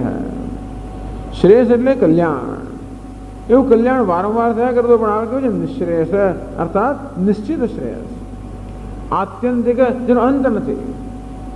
અંતમ અતિત્ય વર્તે આત્યંતિકમ, જેનો અંત ના આવે એવું આપણે જોઈએ. આપણે સુખ જોઈએ કેવું? જેનો અંત ના હોય તેવું. આમ કેવું? અમર્યાદિત સુખ, પૂર્ણ સુખ. આમ આનંદ અવાપ્તિ બે વસ્તુ જોઈએ: આત્યંતિક દુઃખ નિવૃત્તિ અને પરમાનંદ અવાપ્તિ. અધ્યારોપમાંથી જન્મે છે દુઃખ, એની આત્યંતિક નિવૃત્તિ, હંમેશના માટે નિવૃત્તિ. અને જોડે આનંદ અવાપ્તિ, આત્મા જે આનંદ સ્વરૂપ છે એ આનંદની પ્રાપ્તિ. એને કહે છે આત્યંતિક નિશ્રેયસ પ્રયોજનમ. કેવું આશ્ચર્યની વાત છે કે આત્મા આનંદ સ્વરૂપ હોવા છતાં પણ અત્યારે હું મારી જાતને દુઃખી માનું છું. અર્થાત હું દુઃખી છું. આ જે ભ્રમ છે એ જ આત્માના આનંદમાં પ્રતિબંધક છે. આ સર્પ છે એ ભ્રમ જ માત્ર રજ્જુના જ્ઞાનમાં પ્રતિબંધક છે, બીજું કોઈ પ્રતિબંધક નથી. અને તે જ રીતે હું દુઃખી છું કે સંસારી છું એ જ માત્ર આત્માના વાસ્તવિક જ્ઞાનનો પ્રતિબંધક છે. અને તેથી એ જ આત્માના સુખના અનુભવમાં પણ પ્રતિબંધક છે. એટલા જ માટે સુષુપ્તિની અંદર જ્યારે આ બધા ભ્રમોથી આપણે મુક્ત થઈએ ત્યારે ત્યાં આત્માના આનંદમાં કોઈ પ્રતિબંધક રહેતો નથી. એટલે જ ઉપનિષદ કહે છે તત્ર પિતા અપિતા ભવતી, માતા અમાતા ભવતી. આમ સુષુપ્તિની અંદર પિતા માતા આ બધા પ્રકારના ખ્યાલો કે ભ્રમથી હું મુક્ત થઈ જાઉં છું. ઉપાધિના તાદાત્મ્યથી મુક્ત થઈ જાઉં છું. અને તે વખતે કોઈ પ્રકારનો ભ્રમ ન હોવાથી આત્માનો જે આનંદ છે એ આનંદમાં કોઈ પ્રતિબંધક નથી.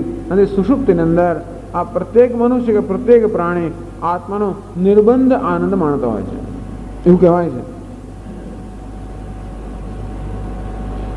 એનો અર્થ એ થયો કે આ બધા ભ્રમ છે એ જ ખરેખર આત્માના આનંદના અનુભવના પ્રતિબંધકો છે. અંતેથી આ ભ્રમ દૂર કરવાથી આત્યંતિક, એટલા માટે કે આનંદ ઉત્પન્ન કરાયેલો નથી. આનંદ જો કોઈ વિષયજન્ય હોત તો વિષય દૂર થાય અને તો આનંદ પણ દૂર થઈ જાય. પરંતુ આ જે આનંદ છે કેવો છે? આત્માનો આનંદ, આત્મબુદ્ધિ પ્રસાદજમ.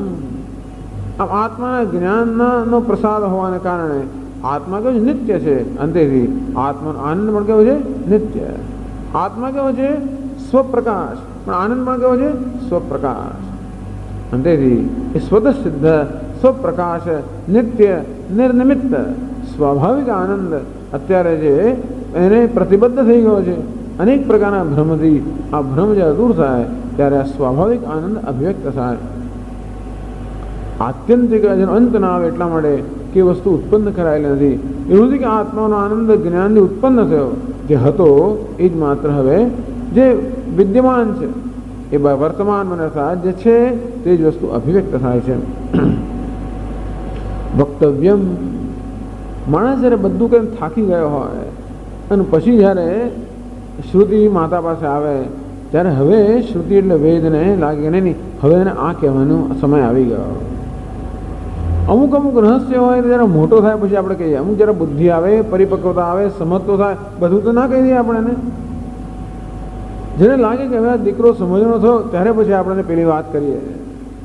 અને તે રીતે જ્યારે શ્રુતિને એમ લાગે કે હવે આ બાળક જિજ્ઞાસુ સમજણો થયો, પરિપક્વ થયો, જ્યાં સુધી હજી પેલા સાધન આ બધા રચ્યો પચ્યો છે અને એમાં ને એમાં જ એને જીવનનો સંતોષ છે ત્યાં સુધી આપણે એને ડિસ્ટર્બ નથી કરતા કે સારું કર્યા કર. પ્રેમ કરી કરીને અનેક સિદ્ધિઓ પ્રાપ્ત કરીને હવે એને લાગ્યું કે નહીં નહીં હજી મને હવે મારો અસંતોષ દૂર થતો જ નથી. અને આ રીતે જેને નિશ્રેયસ, એકાંતિક નિશ્રેયસ, આત્યંતિક નિશ્રેયસ પ્રાપ્ત કરવાની આવશ્યકતા છે. અર્થાત જેનામાં આવી પૂર્ણતા પ્રાપ્ત કરવાની જિજ્ઞાસા છે. જે કોઈ અલ્પ વસ્તુ ચલાવી લેવા માંગતો નથી. નાના બાળકને ચોકલેટ આપીએ ને ચાલી જાય, ભૂલી જાય બીજું બધું. ભલે માંગતો હોય, રેડિયો માંગતો હોય, મારે જોઈએ છે, ચોકલેટ આપી દીધી, ભૂલી ગયો. ઘડિયાળ માંગે, આપો જ આપો, રડારો કરે. એક નાનું રમકડું આપી ભૂલી ગયો. એમ ભૂલી જતો આપણે ભૂલવાડી જ દઈએ. તેવી રીતે આ માણસ પણ જોવે છે મોક્ષ, કોઈ સારું લે સ્વર્ગ ભૂલી ગયો, લે પુત્ર ભૂલી ગયો, લે ધન ભૂલી ગયો. એમ આ નાની નાની વસ્તુથી પેલો ભૂલી જતો હોય ત્યાં સુધી આપણે નાની નાની વસ્તુ આપ્યા કરે. તો પેલો કે નહીં, એને ઘડિયાળ તો કે નહીં, બીજું જોઈએ જ નહીં. આપણે જો કે હવે અને ઘડિયાળ જ જોઈએ છે અને જાણે છે કેમ ઘડિયાળ જોઈએ છે, ત્યાર પછી આપણને ઘડિયાળ લાવી આપીએ, ત્યાં સુધી ના લાવી આપીએ. તે રીતે શ્રુતિને પણ જ્યારે લાગે કે હવે આને આત્યંતિક નિશ્રેયસ જોઈએ છે, હવે એનામાં બી પરિપક્વતા મેચ્યોરિટી આવી છે, એ જાણે છે કે આ સંસારનું કારણ શું છે, કે અજ્ઞાન કારણ છે. તદ વિજ્ઞાનાર્થમ સ ગુરુ એવાભિગત છે. અંતેથી એ વિજ્ઞાન પ્રાપ્ત કરવાની જ્યારે ઈચ્છા છે ત્યારે કહે છે કે નિશ્રેયસ પ્રયોજનમ વિજ્ઞાનમ વક્તવ્યમ. અંતેથી હવે વક્તવ્ય અર્થાત આ કહેવું જોઈએ. એવો સમય આવ્યો છે આ સાધક માટે જ્યારે હવે એને આ સિવાય બીજી કોઈ વસ્તુ સંતુષ્ટ કરી શકે એમ નથી, એવું જ્યારે શ્રુતિને લાગે. ઇતિ ઉત્તર ગ્રંથ આરભ્યતે. એ હેતુથી હવે ઉત્તર ગ્રંથ અર્થાત હવે પછીનો જે ગ્રંથ છે એનો આરંભ આ હેતુથી કરવામાં આવે છે કે આ સંસાર હંમેશા માટે દૂર થઈ જાય અને આત્યંતિક નિશ્રેયસ જે જીવનનું પ્રયોજન છે એ પ્રયોજન સિદ્ધ થાય. તો સીધે સીધું એવું નથી કહેતા. હવે સીધે સીધું કહી દે તો વાંધો નહીં, પણ એ કહે છે કે આખ્યાયિકાના રૂપમાં કહે છે. એટલે આખ્યાયિકાના રૂપમાં સીધે સીધું કહે છે પણ ખરા, પણ જોડે જોડે આખ્યાયિકાથી આ વસ્તુ આપણા મનની અંદર સ્પષ્ટ કરવા માંગે. આગળ કહે છે તમે તમર્થમ દ્વિતીય વર પ્રાપ્ત્યાપી અકૃતાર્થત્વમ તૃતીય વર્ગોચરમ આત્મજ્ઞાનમંતરેણ ઇતિ આખ્યાયિકયા પ્રપંચયતિ. તમે તમર્થમ આ જ અર્થ છે, અર્થાત કે જેનામાં વૈરાગ્ય છે. આગળ કહેશે કે આ આત્મજ્ઞાન એ જ માત્ર આત્યંતિક અને શ્રેયસની પ્રાપ્તિનું સાધન છે અને માણસને એ સાધનમાં ત્યારે જ રુચિ જન્મે જ્યારે બીજા બધા સાધનમાંથી એનો રસ ઉડી ગયો છે, અર્થાત બીજા બધા સાધનની મર્યાદા જ્યારે સમજ્યો છે ત્યારે જ આ સાધનનું મહત્વને સમજાય. એટલે કે છે દ્વિતીય વર પ્રાપ્ત્યાપી અકૃતાર્થત્વમ, કે આ લોક અને પરલોકના બધા ભોગ પ્રાપ્ત કર્યા પછી પણ અકૃતાર્થત્વ રહ્યો. અર્થાત જેને હવે એ જોયું કે નહીં ઇહામુત્રાર્થ ફલ ભોગ, આ લોક અને પરલોકમાં જે કે ભોગ પ્રાપ્ત થાય એ ભોગ પણ પૂરતા નથી, એનાથી પણ કૃતાર્થતા ન જન્મે. તૃતીય વર્ગોચરમ આત્મજ્ઞાનમંતરેણ અકૃતાર્થત્વમ.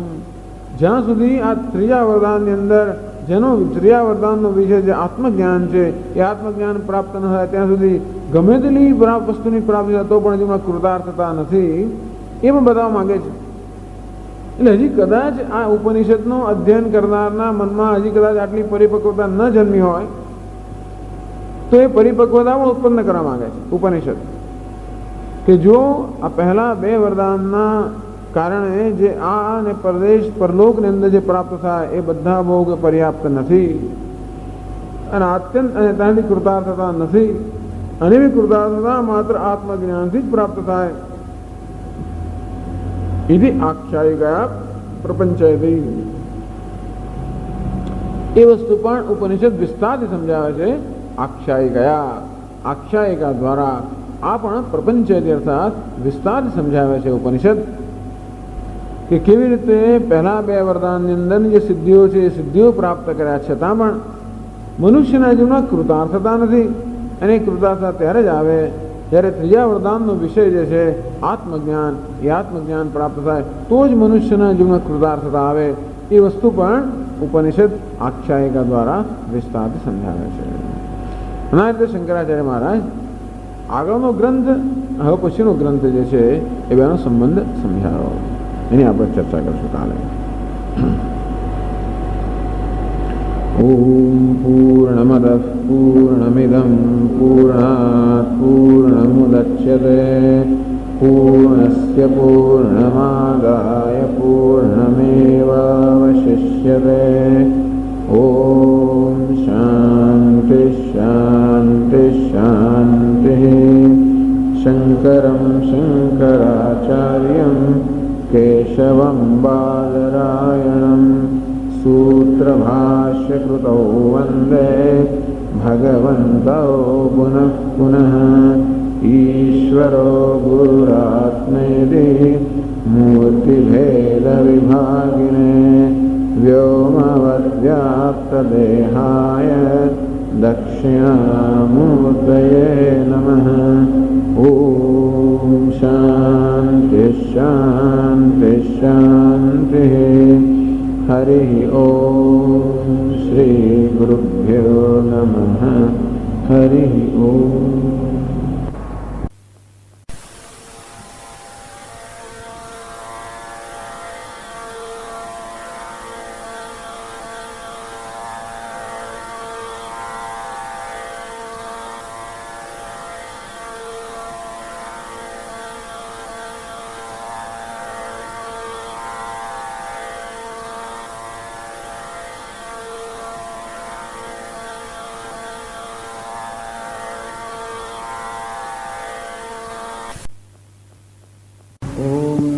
भगवते वैवस्वताय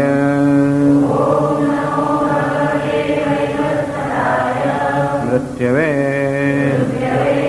ब्रह्मविद्याचार्याय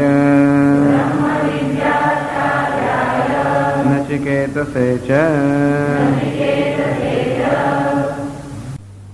एतावद्धि अतिक्रांतेन विधिप्रतिषेधार्थेन मंत्रब्राह्मणेन अवगन्तव्यम् यद्वरद्वय सूचितं वस्तु न आत्मतत्वविषय याथात्मविज्ञानम। આમ અત્યાર સુધી જે ચર્ચા કરવામાં આવી, જે ગ્રંથ અથવા જે વસ્તુ કહેવામાં આવી અને હવે પછી જે કહેવામાં આવે છે એ વચ્ચે શું પ્રકારનો સંબંધ છે, વેદાંતની ભાષામાં કહ્યું તો અધ્યારોપ અને અપવાદ એવો સંબંધ છે, જેનો બે વસ્તુ છે અધ્યારોપ, એક વસ્તુ છે અત્યારે તો બે હોવી જોઈએ, અધ્યારોપ અને અપવાદ. અધ્યારોપનો અર્થ છે આત્મા પર અનેક પ્રકારનો આરોપ, અનાત્મ સાથે દેહ મન બુદ્ધિ ઉપાધિ સાથેના તાદાત્મ્યને કારણે આત્મા પર અનેક પ્રકારનો આરોપ કરવામાં આવે છે. આપણે કે આરોપ કર્યો, માણસ નિર્દોષ હોય અને છતાં પણ એના પર આરોપ કરે, એના પર કલંક લગાવે. તેમ આત્મા જે નિર્દોષ, નિર્ગુણ, નિરાકાર, નિર્ધર્મક છે, એના પર અનેક પ્રકારના ગુણનો, દોષનો, આકારનો, ધર્મનો આરોપ કરવામાં આવે છે.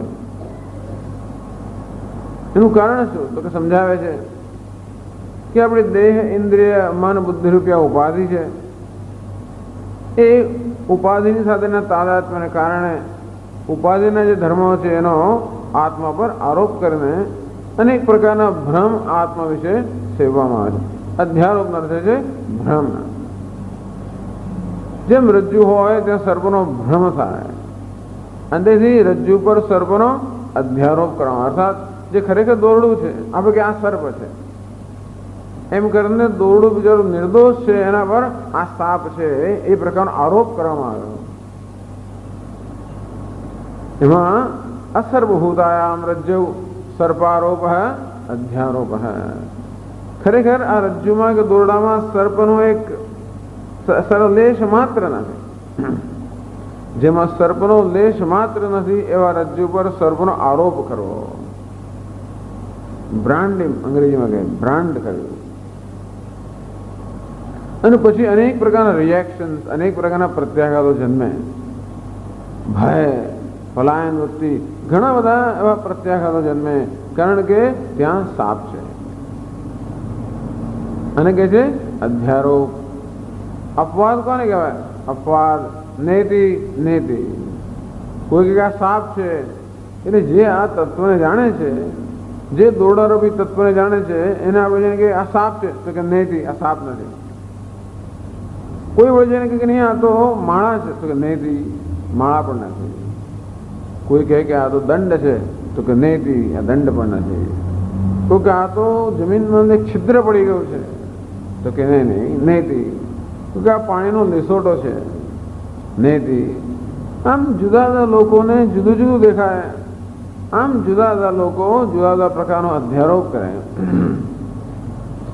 અથવા એક જ મનુષ્ય જુદા જુદા સમયે એક વસ્તુ પર જુદા જુદા પ્રકારનો આરોપ કરી શકે અને એમ કરીને જુદા જુદા પ્રકારના ભ્રમ મનમાં સેવાતા હોય કે નેતિ નેતિ નેતિ, આ બધા ભ્રમને નિષેધ કરવામાં આવે છે, નકારવામાં આવે છે કે નહીં નહીં, આ સાપ નથી, આ માળા નથી, આ દંડ નથી, આ ભૂછિદ્ર નથી. તો તેવી જ રીતે વેદની અંદર પણ બે વિભાગ છે, કર્મકાંડ વિભાગ અને જ્ઞાનકાંડ વિભાગ. કર્મકાંડ વિભાગની અંદર આ મનુષ્ય પોતાના વિશે જે અનેક ભ્રમ સેવે છે એ ભ્રમને સ્વીકારી લેવામાં આવે છે અને પછી એને કહેવામાં આવે તું આમ કર, તું પેલું કર, ફલાણું કર. કારણ કે જ્યારે આ પ્રકારનો ભ્રમ આત્મા વિશે સેવાયો હોય ત્યારે અનેક પ્રકારની ઈચ્છાઓ જન્મવાની. આત્મા જે અનંત છે એના વિશે એવો જ ભ્રમ સેવાય કે આત્મા કેવો છે? મર્યાદિત કલ્પ છે. આમ પૂર્ણ આત્મા પર અલ્પતાનો આરોપ થતો હોય અને તેથી પોતાને અલ્પ માનવામાં આવતો હોય એટલે આપોઆપ જ અનેક પ્રકારની ઈચ્છાઓ જન્મે એ અલ્પતામાંથી મુક્ત થવાની. કઈ ક્યારેય પણ મનુષ્ય અલ્પતા સ્વીકારી ન શકે. હું અલ્પ છું કે મર્યાદિત છું, મારામાં કંઈક ઉણપ છે, મારામાં કંઈક ખૂટે છે, હું બરોબર નથી, આવી વસ્તુ કોઈ પણ પોતાના વિશે સ્વીકારી જ ના શકે. પ્રત્યેક મનુષ્ય પોતાની જાતને પૂર્ણ જોવા ઈચ્છે છે, પરંતુ એ પૂર્ણતા જ્યારે પોતાને ન જણાય, અલ્પતા જેનો જ્યારે ભાસ થાય ત્યારે એની સામે પ્રત્યાઘાત જન્મે અને તરત જ મનુષ્ય અલ્પતામાંથી મુક્ત થવા માટે પ્રયત્ન કરે અને તેથી અનેક પ્રકારની ઈચ્છાઓ જન્મે. કેવી રીતે હું આ મર્યાદામાંથી, અલ્પતામાંથી, ઉણપમાંથી મુક્ત થવું? છે તો આ ભ્રમમાંથી જન્મેલી ઈચ્છાઓ. આમ ઈચ્છા માત્ર ભ્રમમાંથી જન્મતી હોય છે. આત્મા વિશેનો ભ્રમ, અરે અનાત્મા વિશેનો ભ્રમ. હું માની લઉં કે આ દુઃખી છે અને માટે હું દુઃખ દૂર કરવાનો પ્રયત્ન કરું, પણ ત્યાં આત્મા જ છે. અને એમ કહી શકાય કે ઈચ્છા માત્ર આ ભ્રમમાંથી જ જન્મે છે. આત્મા વિશે સેવાઈ રહેલા ભ્રમમાંથી ભિન્ન ભિન્ન પ્રકારની ઈચ્છાઓ જન્મતી હોય છે. પરંતુ જ્યાં સુધી મનુષ્ય આ બધા પોતાના ખ્યાલો ભ્રમ છે એવું હજી સમજવા અને સ્વીકારવા તૈયાર ન થયો હોય ત્યાં સુધી એ બધા ભ્રમને જાણે કે સ્વીકારી લેવામાં આવે છે અને કેવી રીતે એને થોડોક રિલીફ આપવો. જેમ આપણે રોગની બે પ્રકારની દવા આપીએ, એક તો સિમ્ટોમેટિક ટ્રીટમેન્ટ, બહુ બધી તકલીફો થતી હોય તો કેમ એને એવી દવા આપી છે આ ઉધરસમાંથી ને કામમાંથી તેમાંથી થોડોક એને ત્યાં આગળ રાહત મળે, તો રોગ મટે નહીં, રાહત મળે. તો એટલી બધી ઈચ્છાઓ, એટલી બધી ઉણપની લાગણી, એટલા બધા કોમ્પ્લેક્સ, એટલી હૃદય ગ્રંથિ, એટલી બધી ગ્રંથિઓ કોમ્પ્લેક્સ પોતાના વિશે સેવાઈ રહ્યા હોય કે એને કર્મકાંડ વિભાગ થોડી રાહત આપે છે. લોકો મારે તો પુત્ર જોઈએ, મારે ધન જોઈએ, મારે સ્વર્ગ જોઈએ, મારે આ જોઈએ, તો એને તે વખતે કહે કે આ બધું મિથ્યા છે, ખોટું છે, એ સમજવા તૈયાર નથી. અને તેથી ચાલો કેમ પુત્રની પ્રાપ્તિ કરવી, કેમ ધનની પ્રાપ્તિ કરવી, કેમ પ્રતિષ્ઠા મેળવવી, કેમ સ્વર્ગ મેળવવું, આવી બધી જે ઈચ્છાઓ છે, ઈચ્છાઓ પૂરી કરવાના ધાર્મિક સાધન, ધર્મને અનુરૂપ સાધનનો ઉપદેશ કરે છે કર્મકાંડ. કે ચાલો તારામાં ઈચ્છા છે જ અને અત્યારે તું વિચારપૂર્વક ઈચ્છામાંથી મુક્ત થવા જેટલો પરિપક્વ થયો નથી કે આ બધી ઈચ્છાઓ મિથ્યા ખ્યાલોમાંથી જન્મે છે એવું સમજવા માટેની હજી પરિપક્વતા ન આવી હોય અને ઈચ્છા પૂરી કર્યા વગર ન ચાલે એમ હોય તો ચાલો ઈચ્છા પૂરી કરવા માટેનો જે યોગ્ય કે ધર્મને અનુરૂપ જે સાધન છે એવા સાધનો અર્થાત અનેક પ્રકારના કર્મનો આપણા કર્મકાંડમાં ઉપદેશ કરવામાં આવે છે અને ત્યાંથી મનુષ્યને આ લોકનું અને પરલોકનું સુખ પ્રાપ્ત થઈ શકે. આમ એવું નથી કે ખાલી આપણને જે કર્મ કહેવામાં આવે છે એનું જરૂર પરિણામ મળે. અને તેથી કર્મકાંડની અંદર અનેક પ્રકારની રિચ્યુઅલ્સ કે અનેક પ્રકારના કર્મનું વર્ણન છે. એ કર્મનું અનુષ્ઠાન કરવાથી જરૂર એમાં કયા પ્રમાણનું ફળ મળે. તેથી માણસની આ ભૌતિક અભ્યુદયની ઈચ્છાઓ પૂરી થાય આ લોકમાં અને પરલોકમાં જે સુખની ઈચ્છાઓ છે એ પૂરી કરવાનું સાધન છે કર્મકાંડ. એટલે શંકરાચાર્યજી કહે છે કે આગળના પહેલા 2 વરદાનની અંદર જે વસ્તુ માગવામાં આવી, યમરાજે પહેલા 2 વરદાનમાં જે વસ્તુ આપી નચિકેતાની માગણીના પ્રતિભાવ રૂપે, એમાં આ લોક અને પરલોકનું સુખ આવી જાય છે. પહેલા વરદાનમાં પિતુ સૌમનસ્યમ, આ પિતાની પ્રસન્નતાની માગણી કરી. આમ પિતાની પ્રસન્નતા અર્થાત આ લોકનું સુખ. અને બીજા વરદાનની અંદર આ સ્વર્ગ પ્રાપ્ત કરવાની વિદ્યા છે, અગ્નિ વિદ્યા, એની માગણી કરી. એનો અર્થ એ કે પરલોકનું સુખ. આમ નચિકેતાએ પહેલા 2 વરદાનમાં આ લોક અને પરલોકના સુખની માગણી કરી. એટલે કે નચિકેતા જાણે કે બીજા કોઈનો વેશ લઈને પોતાની માટે માગણી નથી કરતો, પણ બીજા માટે માગણી કરતો હોય કે જો આવી રીતે પહેલા 2 વરદાનથી મને શું મળી શકે, આમ જેનો મનુષ્ય કર્મથી શું પ્રાપ્ત કરી શકે એ વસ્તુ કહેવામાં આવી પહેલા 2 વરદાન છે. અને છતાંય પણ એ 2 વરદાનથી જે વસ્તુ આપવામાં આવી એ શા માટે? કારણ કે મનુષ્યમાં અનેક પ્રકારની ઈચ્છાઓ છે, આ લોકમાં અને પરલોકમાં અનેક વિષયો ભોગવવાની ઈચ્છા છે, એના સંદર્ભમાં કહેવામાં આવ્યું. પરંતુ આ ઈચ્છાઓ જ મિથ્યા જ્ઞાનથી જન્મી હોવાને કારણે ક્યારે પણ મનુષ્યને એ અનંતતાની કે પૂર્ણતાની પ્રાપ્તિ ન કરાવી શકે. એટલે કે છે કે આ જે મંત્ર બ્રાહ્મણને અવગંતવ્યમ યદ વરદ્વય સૂચિતમ વસ્તુ, આ 2 વરદાનમાં જે વસ્તુ કહેવામાં આવી એ આગળના કર્મકાંડ વિભાગની અંદર જેનો જે વિષય છે એ વિષય આ પહેલા 2 વરદાનની અંદર એ વિષયનો સમાવેશ થઈ ગયો. એમાં આત્મતત્વ વિષય આત્મ વિજ્ઞાનમ, પરંતુ આત્મતત્વનું જે યથાર્થ વિજ્ઞાન છે એ આ પહેલા 2 વરદાનમાં કહેવામાં નથી આવ્યું, કારણ કે કર્મકાંડનો વિષય નથી. એટલે ભાષામાં કહેતા અતઃ વિધિ પ્રતિષેધાર્થ વિષયસ્ય આત્મની ક્રિયાકારક ફલાદि અધ્યારોપણ લક્ષણસ્ય સ્વાભાવિકસ્ય જ્ઞાનસ્ય સંસાર બીજસ્ય નિવૃત્ત્યર્થમ. એટલે કહે છે કે આ જે સંસારનું બીજ, સ્વાભાવિક અજ્ઞાન જે છે એ સંસારનું બીજ છે. અજ્ઞાન કેવું છે? સ્વાભાવિક. અજ્ઞાન કોઈએ ઉત્પન્ન કરેલું નથી, માટે અજ્ઞાન માટે કોઈ જવાબદાર નથી. અજ્ઞાન સ્વાભાવિક સ્વભાવ અર્થાત જે કોઈ ઉત્પન્ન નથી કર્યું. અંતેથી સ્વામી જન્મે શકે કે એક વસ્તુ માટે મનુષ્ય પ્રયત્ન કરવાની જરૂર નથી, અંતે છે અજ્ઞાન માટે. કારણ કે એ તો મળેલું જ છે. માણસ એ લઈને જ જન્મે છે અજ્ઞાન, એટલે એને સ્વાભાવિક કહે છે. આ અજ્ઞાનનું પરિણામ શું છે? વિપરીત જ્ઞાન. આત્મા વિશે આત્મા પર અનેક પ્રકારનો અધ્યારોપ, અર્થાત આત્મા વિશે સેવાતા અનેક ભ્રમ કે અનેક ગ્રંથિઓ. અને બધાની અંદર કોઈ ને કોઈ રીતે પોતાની અપૂર્ણતા કે ઉણપ હંમેશા પ્રગટ થતી હોય. આ પ્રકારની ગ્રંથિઓ આત્મા વિશે સેવાઈ રહી છે આત્માના અજ્ઞાનને કારણે. હું મનુષ્ય છું, પુરુષ છું, સ્ત્રી છું, કર્તા છું, ભોગતા છું, સુખી છું, દુઃખી છું, સફળ છું, નિષ્ફળ છું, મહાન છું, અલ્પ છું, આ બધા ખ્યાલ જે છે આ બધા ખ્યાલ આત્મા પરના અધ્યારોપ છે.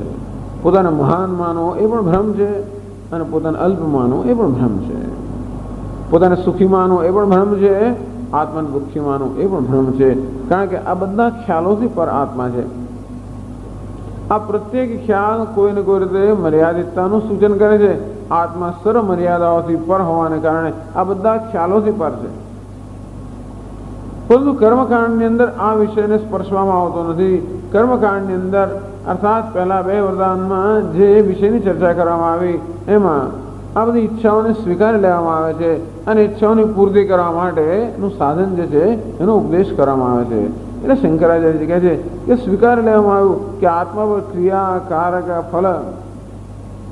કારક એટલે હું કરતા છું એ પ્રકારનો, ફળ એટલે હું સફળ છું, નિષ્ફળ છું, આમ પ્રકાર જે પ્રકારનો અધ્યારોપ કરવામાં આવે છે એને સ્વીકારી લેવામાં આવ્યો. અને પછી એ પ્રમાણે એનું જાણે કે ઉકેલ લાવવા માટે આ પ્રકારના કર્મનું કે આ પ્રકારના સાધનનો ઉપદેશ કરવામાં આવ્યો. પરંતુ જ્યારે મનુષ્યને ખબર પડે પરીક્ષલોકાન કર્મચિતાન બ્રાહ્મણો નિર્વેદમાયાદ નાસ્તે કૃતઃ કૃતેન. આમ જીવનમાં જે કાંઈ સિદ્ધિઓ પ્રાપ્ત કરે છે એની જ્યારે પરીક્ષા કરવામાં આવે, પરિતઃ સર્વ રીતે સારી રીતે પોતે પ્રાપ્ત કરેલી સિદ્ધિઓનું જ્યારે આલોચન કરવામાં આવે, બ્રાહ્મણ નિર્વેદમાયાત, તો પછી આ વિચારશીલ પુરુષની અંદર નિર્વેદ અથવા વૈરાગ્ય જન્મે છે. કેવી રીતે વિચાર કરે છે? પરીક્ષલોકાન, જે લોક કે સિદ્ધિઓ છે એની પરીક્ષા કેમ કરે છે? નાસ્તિ અકૃતઃ કૃતેન. કૃતેન અકૃતઃ નાસ્તિ. કૃતેન કર્મણા. આ કર્મથી ક્યારે પણ અકૃત અર્થાત કર્મથી જે સ્વાભાવિક વસ્તુ છે આત્મા છે એ ક્યારેય પ્રાપ્ત ન થઈ શકે. કર્મથી ક્યારેય પૂર્ણતા પ્રાપ્ત ન થઈ શકે, નિત્ય વસ્તુ પ્રાપ્ત ન થઈ શકે. કર્મ પોતે જ સમયમાં, કાળમાં અને દેશમાં બધી રીતે મર્યાદિત હોવાને કારણે કર્મ પોતે અનિત્ય છે. અંતેથી એ ક્યારે પણ નિત્ય વસ્તુનું સાધન ન બની શકે. પણ મને શું જોઈએ છે? મને નિત્ય વસ્તુ જોઈએ છે. આ પ્રકારની સમજ જ્યારે ઉત્પન્ન થાય, આવી ન થાય તો માણસ વિચાર નથી કરતો. પણ જ્યારે જુએ કે આટલી સિદ્ધિઓ છતાં પણ હજી પોતે અસંતુષ્ટ છે. કેમ મને અસંતોષ છે? કેમ આટલું પ્રાપ્ત કર્યા પછી હજી પણ જીવનમાં કૃતકૃત્યતાનો અનુભવ કેમ થતો નથી? ત્યારે માણસ જુએ છે કે મારી શું જરૂરિયાત છે, હું જીવનમાં શું ઈચ્છી રહ્યો છું? આ કૃતઃ, હું નિત્ય વસ્તુ ઈચ્છી રહ્યો છું. અને તેથી જે કંઈ પ્રયત્નો કરવામાં આવે છે બધા પ્રયત્નો અનિત્ય હોવાને કારણે, મર્યાદિત હોવાને કારણે એનાથી ક્યારે પણ નિત્ય વસ્તુ પ્રાપ્ત ન થઈ શકે. અને તેથી નિર્વેદ માયાત, અને તેને કારણે આ બધા કર્મના આ બધા પ્રયત્નો પર તેનો વૈરાગ્ય જન્મ કે આ બધાથી પ્રાપ્ત કરી કરીને પણ અનિત્ય વસ્તુ જ પ્રાપ્ત થવાની હોવાને કારણે જીવનની જે મૂળભૂત ઝંખના છે એ ક્યારેય સંતુષ્ટ ન થાય. અને તેથી આ પ્રકારની સમજ ઉત્પન્ન થઈ કે નિત્ય વસ્તુ એ જ્ઞાનનો વિષય છે, એ પ્રાપ્તિનો વિષય નથી. આમ જેનો બે પ્રકારની વસ્તુ છે, એક તો પ્રાપ્તિ માટેનો પ્રયત્ન અને બીજો જ્ઞાન માટેનો પ્રયત્ન. જે અપ્રાપ્ત વસ્તુ છે એને પ્રાપ્ત કરવા માટે કર્મ કરવું પડે, પણ જે પ્રાપ્ત વસ્તુ છે એના માટે એને તો એ તો જ્ઞાનનો વિષય છે. આમ જે અપ્રાપ્ત છે, જે મારી પાસે નથી, એને પ્રાપ્ત કરવા માટે કર્મ જોઈએ. પરંતુ જે મારો પોતાનો સ્વભાવ છે એ જ્ઞાનનો વિષય છે. અને આ પ્રકારે એક મેચ્યોરિટી કે પરિપક્વતા પ્રાપ્ત થાય, આ મનુષ્યને જિજ્ઞાસા ઉત્પન્ન થાય કે કર્મથી પણ કૃતકૃત્યતા પ્રાપ્ત થતી નથી. અંતેથી કૃતકૃત્યતા એ પ્રાપ્તનો વિષય નથી, એ જ્ઞાનનો વિષય છે. તદ વિજ્ઞાનાર્થમ સગુરુમેવા વિગચ્છેત. અંતેથી એ નિત્ય વસ્તુ કે આત્મતત્વ છે એના જ્ઞાન માટે એ ગુરુ પાસે જાય. બસ હવે આ ત્રીજા વરદાનથી આ વસ્તુ કહેવામાં આવે છે કે નચિકેતા હવે ગુરુ પાસે આવે. આમ તો ગુરુ પાસે આવેલો જ છે, પણ અત્યાર સુધી આવીને શું માંગ્યું? મારા પિતાનું સુખ, સ્વર્ગ આવો માંગ્યો. એટલે નચિકેતા જાણે કોઈ બીજો સાધક હોય, એ બીજા સાધકનો પ્રતિનિધિ ના હોય.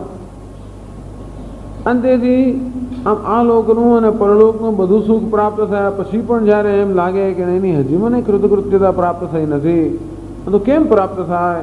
તો કે કૃતકૃત્ય એટલે આત્મા એ પ્રાપ્તિનો વિષય નથી, જ્ઞાનનો વિષય છે. અને તેથી અમારી જે ઝંખના કે ઈચ્છા છે એ જ અજ્ઞાનમાંથી જન્મેલી છે. અપૂર્ણતાની આ લાગણી જ અજ્ઞાનમાંથી જન્મેલી છે. એવી જાતની સમજ જ્યારે ઉત્પન્ન થાય, સત્સંગથી ઉત્પન્ન થાય, બધી રીતે કદાચ માત્ર પોતાના વિચારથી પણ નહીં, છતાંય સત્સંગમાંથી, શ્રવણમાંથી ઉત્પન્ન થાય, સમજ પડે. અને ત્યારે હવે શ્રુતિ કહે છે કે નહીં, હવે એને માટે કોઈ કર્મ એ પર્યાપ્ત નથી. હવે તો એને આ અલ્પતા જેમાંથી જન્મી છે એ અજ્ઞાન, જે બધા સંસારનું મૂળ બીજ છે, એ અજ્ઞાનને દૂર કરવાનો ઉપાય એને બતાવવો જોઈએ. અને તેથી એને આત્મજ્ઞાન પ્રદાન કરવું જોઈએ. એટલે કે છે સ્વાભાવિકસ્ય અજ્ઞાનસ્ય સંસાર બીજસ્ય નિવૃત્ત્યર્થમ. અજ્ઞાન જે સંસારનું બીજ કે મૂળ કારણ છે એની નિવૃત્તિ માટે.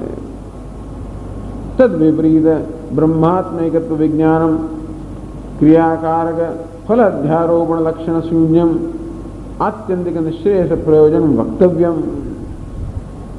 એને આત્યંતિક નિશ્રેયસ, અત્યારથી નિશ્રેયસ પ્રાપ્ત થતું કેવું? આત્યંતિક નહીં, હમણાં મળે અને પછી દૂર થઈ જાય. આત્યંતિક નિશ્રેયસ અર્થાત જેનો અંત નથી, જે એકવાર પ્રાપ્ત થયા પછી જે વ્યભિચારી નથી, જે એકવાર પ્રાપ્ત થયા પછી પ્રાપ્ત કરવાનું બાકી ન રહે. એટલે અર્જુન પણ આ રીતે જ કહે છે ભગવાનને, યશ શ્રેયસ્યાત નિશ્ચિતમ બ્રૂહિ તન્મે. અર્જુને પણ પોતાના જીવન પર આ રીતે વિચાર કર્યો. પરીક્ષલોકાન કર્મચિતાન. અર્જુને પણ વિચાર કર્યો કે જીવનમાં શું શું સિદ્ધિઓ મેળવી છે અને અત્યારે શું સિદ્ધિઓ મને પ્રાપ્ત થઈ શકે એમ છે. કે યુદ્ધ પોતાની સમક્ષ છે, યુદ્ધની અંદર વિજય પ્રાપ્ત થાય, રાજ્ય પ્રાપ્ત થાય, આ બધું મને પ્રાપ્ત થાય. તો અર્જુન કહે છે કિન્નો રાજ્ય ગોવિંદ કિમ ભોગે જીવિતે વા. હે ગોવિંદ, આ રાજ્ય પ્રાપ્ત કર્યું તો પણ શું, આ બધા ભોગો, આ બધી જીવિકા બધું મળે તો પણ શું. ન કાંક્ષે વયમ કૃષ્ણ ન ચ રાજ્યમ સુખાની છે. આમ ભલે અર્જુનના મનમાં, અર્જુનની સ્થિતિ વિષાદગ્રસ્ત હતી. આમ ભલે અર્જુનના મનો વિષાદ હોય અને છતાં પણ એ વિષાદગ્રસ્ત માનસિક સ્થિતિની અંદર પણ અર્જુન કંઈક જીવન વિશે આવી એક બહુ ગંભીર કે ગહન વસ્તુ જોઈ શક્યો કે આ રાજ્ય કે વિજય કે સુખ કે ઉપભોગ ભલે જીવનમાં કંઈક આપવા હોય છતાં પણ એ પર્યાપ્ત નથી. એટલે કે યશ શ્રેયસ્યાત નિશ્ચિતમ બ્રૂહિ તન્મે. હે ભગવાન, જ્યારે નિશ્ચિતમ શ્રેયસ પ્રાપ્ત થાય, એવું શ્રેયસ જે નિશ્ચિત હોય. એટલે કહે છે કે કંઈ પણ લાભ જીવનમાં થતો હોય એનો કોઈ કોઈ પ્રકારની કિંમત ચૂકવવી જ પડે. કોઈ પણ એવી પ્રાપ્તિ નથી જેને માટે મારે કંઈ કિંમત ન ચૂકવવી પડે. અંતથી કોઈ પ્રકારનો નિર્ભેળ લાભ કે નિર્ભેળ પ્રાપ્તિ નામની વસ્તુ જીવનમાં હોય જ ન શકે. ભલી વસ્તુ પ્રાપ્ત કરીએ, મારે ધારો કે મારે મિનિસ્ટર બનવું હોય તો પણ 2, 5, 10 કરોડ રૂપિયા ખર્ચું, ધારો કે ઇલેક્શનમાં કદાચ ત્યારે બનાય. એટલે કંઈક ને કંઈક તો આપણે એને માટે કિંમત ચૂકવવી જ પડે. અને એવું હોવાને કારણે કોઈ પણ પ્રાપ્તિ નિર્ભેળ પ્રાપ્તિ નથી. દરેક પ્રાપ્તિમાં કોઈનો કોઈ પ્રકારનો ગેરલાભ કે કોઈનો કોઈ નુકસાન હોવાને કારણે ત્યારે મનુષ્યને નિર્ભેળ પ્રાપ્તિનો આનંદ પ્રાપ્ત જ ન થાય. એટલે અર્જુન કહે છે નિશ્ચિતમ શ્રેય. એનો અર્થ એવો થયો કે એવી જીવનમાં પ્રાપ્તિ હોવી જોઈએ જે પ્રાપ્ત કરીને કંઈ ગુમાવવાનું ન હોય, અને તો જ પછી એવી પ્રાપ્તિ નિર્ભેળ પ્રાપ્તિ. કારણ કે આ તો શું છે, એક વસ્તુ મેળવી અને બીજું ગુમાવ્યું એટલે પેલું ગુમાવે એનો આપણને વસવસો તો રહી જ જાય. કે ચાલો મોટા મકાનમાં આવ્યા ખરા, પણ શહેરથી 5 માઇલ દૂર, એટલે રોજ જેવો પછી દૂધ નહીં જવું પડે. તો એને કહે ચાલો ને આપણે ફેક્ટરી છે ત્યાં આગળ જતા રહીએ, ત્યાંનું મકાન લીધું તો ત્યાં ધુમાડા અને કકડાટ ને આખો વિસોલો વાગ કરે, સાયરનો વાગ કરે. સાયરન વાગે તો ક્યાં વાગ્યા જ કરે, 10 મિનિટ સુધી છાલ જ ના છોડે. અંતેથી આવા બધા તો નજીક જાઓ તો આ કકડાટ, દૂર જાઓ તો પછી આ સ્કૂટરો અને ધુમાડા કાઢીને જવું પડે. અર્થાત કશીક વસ્તુની પ્રાપ્તિ થાય. માણસ બિચારો રોજ જે લોજમાં જમતો હોય એને કંઈ ખાવાનું હોય, ચાલો લગ્ન કર્યા, ચાલો કંઈક સારું જમવાનું વગેરે મળે, બધું શાંતિ. તો બીજો બધો કકડાટ, આજે શાક લઈ આવવાનું, દૂધ લઈ આવવાનું, ફળો લઈ આવવાનું, ઢીકણું લઈ આવવાનું. તેથી ભલે એકવાર જમ્યા આવતું એને કરતાં 50 ધક્કા ખાવા પડે. ટૂંકમાં એ તો નિયમ જ છે ને કે એવી એકેય વસ્તુ નથી જેની પ્રાપ્તિ માટે કોઈને કોઈ પ્રકારની કિંમત ન ચૂકવવી પડે. એ થાય તો ખરું જ કે આને કદાચ પેલું સારું હતું કે બ્રિટિશ રાજ સારું હતું. કશું સારું નથી, પણ હંમેશા એકના સંદર્ભમાં બીજું સારું લાગે આપણને. નિશ્ચિતમ શ્રેય, એવો લાભ જેમાં કોઈ પ્રકારનો ગેરલાભ ન હોય, એવો લાભ જેમાં કંઈ ગુમાવવાનું ના હોય. એટલે આત્યંતિક નિશ્રેયસ સાધનમ. હવે મનુષ્યને એવા સાધનની ઝંખના થાય જેને આત્યંતિક નિશ્રેયસ પ્રાપ્ત કરાવે. અંતવત નિશ્રેયસ નહીં, અર્થાત જે હમણાં છે અને પછી જતું એ પ્રકારનું શ્રેયસ નહીં, પરંતુ આત્યંતિક નિશ્રેયસ. એટલે કહ્યું ને, આ પણ પરિપક્વતાની નિશાની છે. ભગવાન આ લોકોને મહાત્માસ્તુ મામ પાર્થ દૈવીમ પ્રકૃતિમાશ્રિતા. આ સાધકોને ભગવાન મહાત્મા કહે છે. યસ્ય દેવે પરાભક્તિ યથા દેવે તથા ગુરુ તસ્યૈતે કથિતા ह्यर्थः પ્રકાશન્તે મહાત્મનઃ. પાર્થસ્ય ચ મહાત્મનઃ. આમ સાધકોને મહાત્મા કહેવામાં આવે કે કે મહાત્મા કહેવામાં આવે છે. મહાત્મા બનવાનો છે એટલા માટે, પણ અત્યારે કેમ મહાત્મા છે? કારણ કે એનો આત્મા અંતઃકરણ હૃદય વિશાળ છે. કેમ વિશાળ છે? કારણ કે મહાન વસ્તુની માંગણી કરે છે. તો માંગણી કરતા પણ આપણને આવડતું નથી. આપણે જેમાં અલ્પ વસ્તુની માંગણી કર્યા જ કરીએ છીએ, અને એ અલ્પ વસ્તુની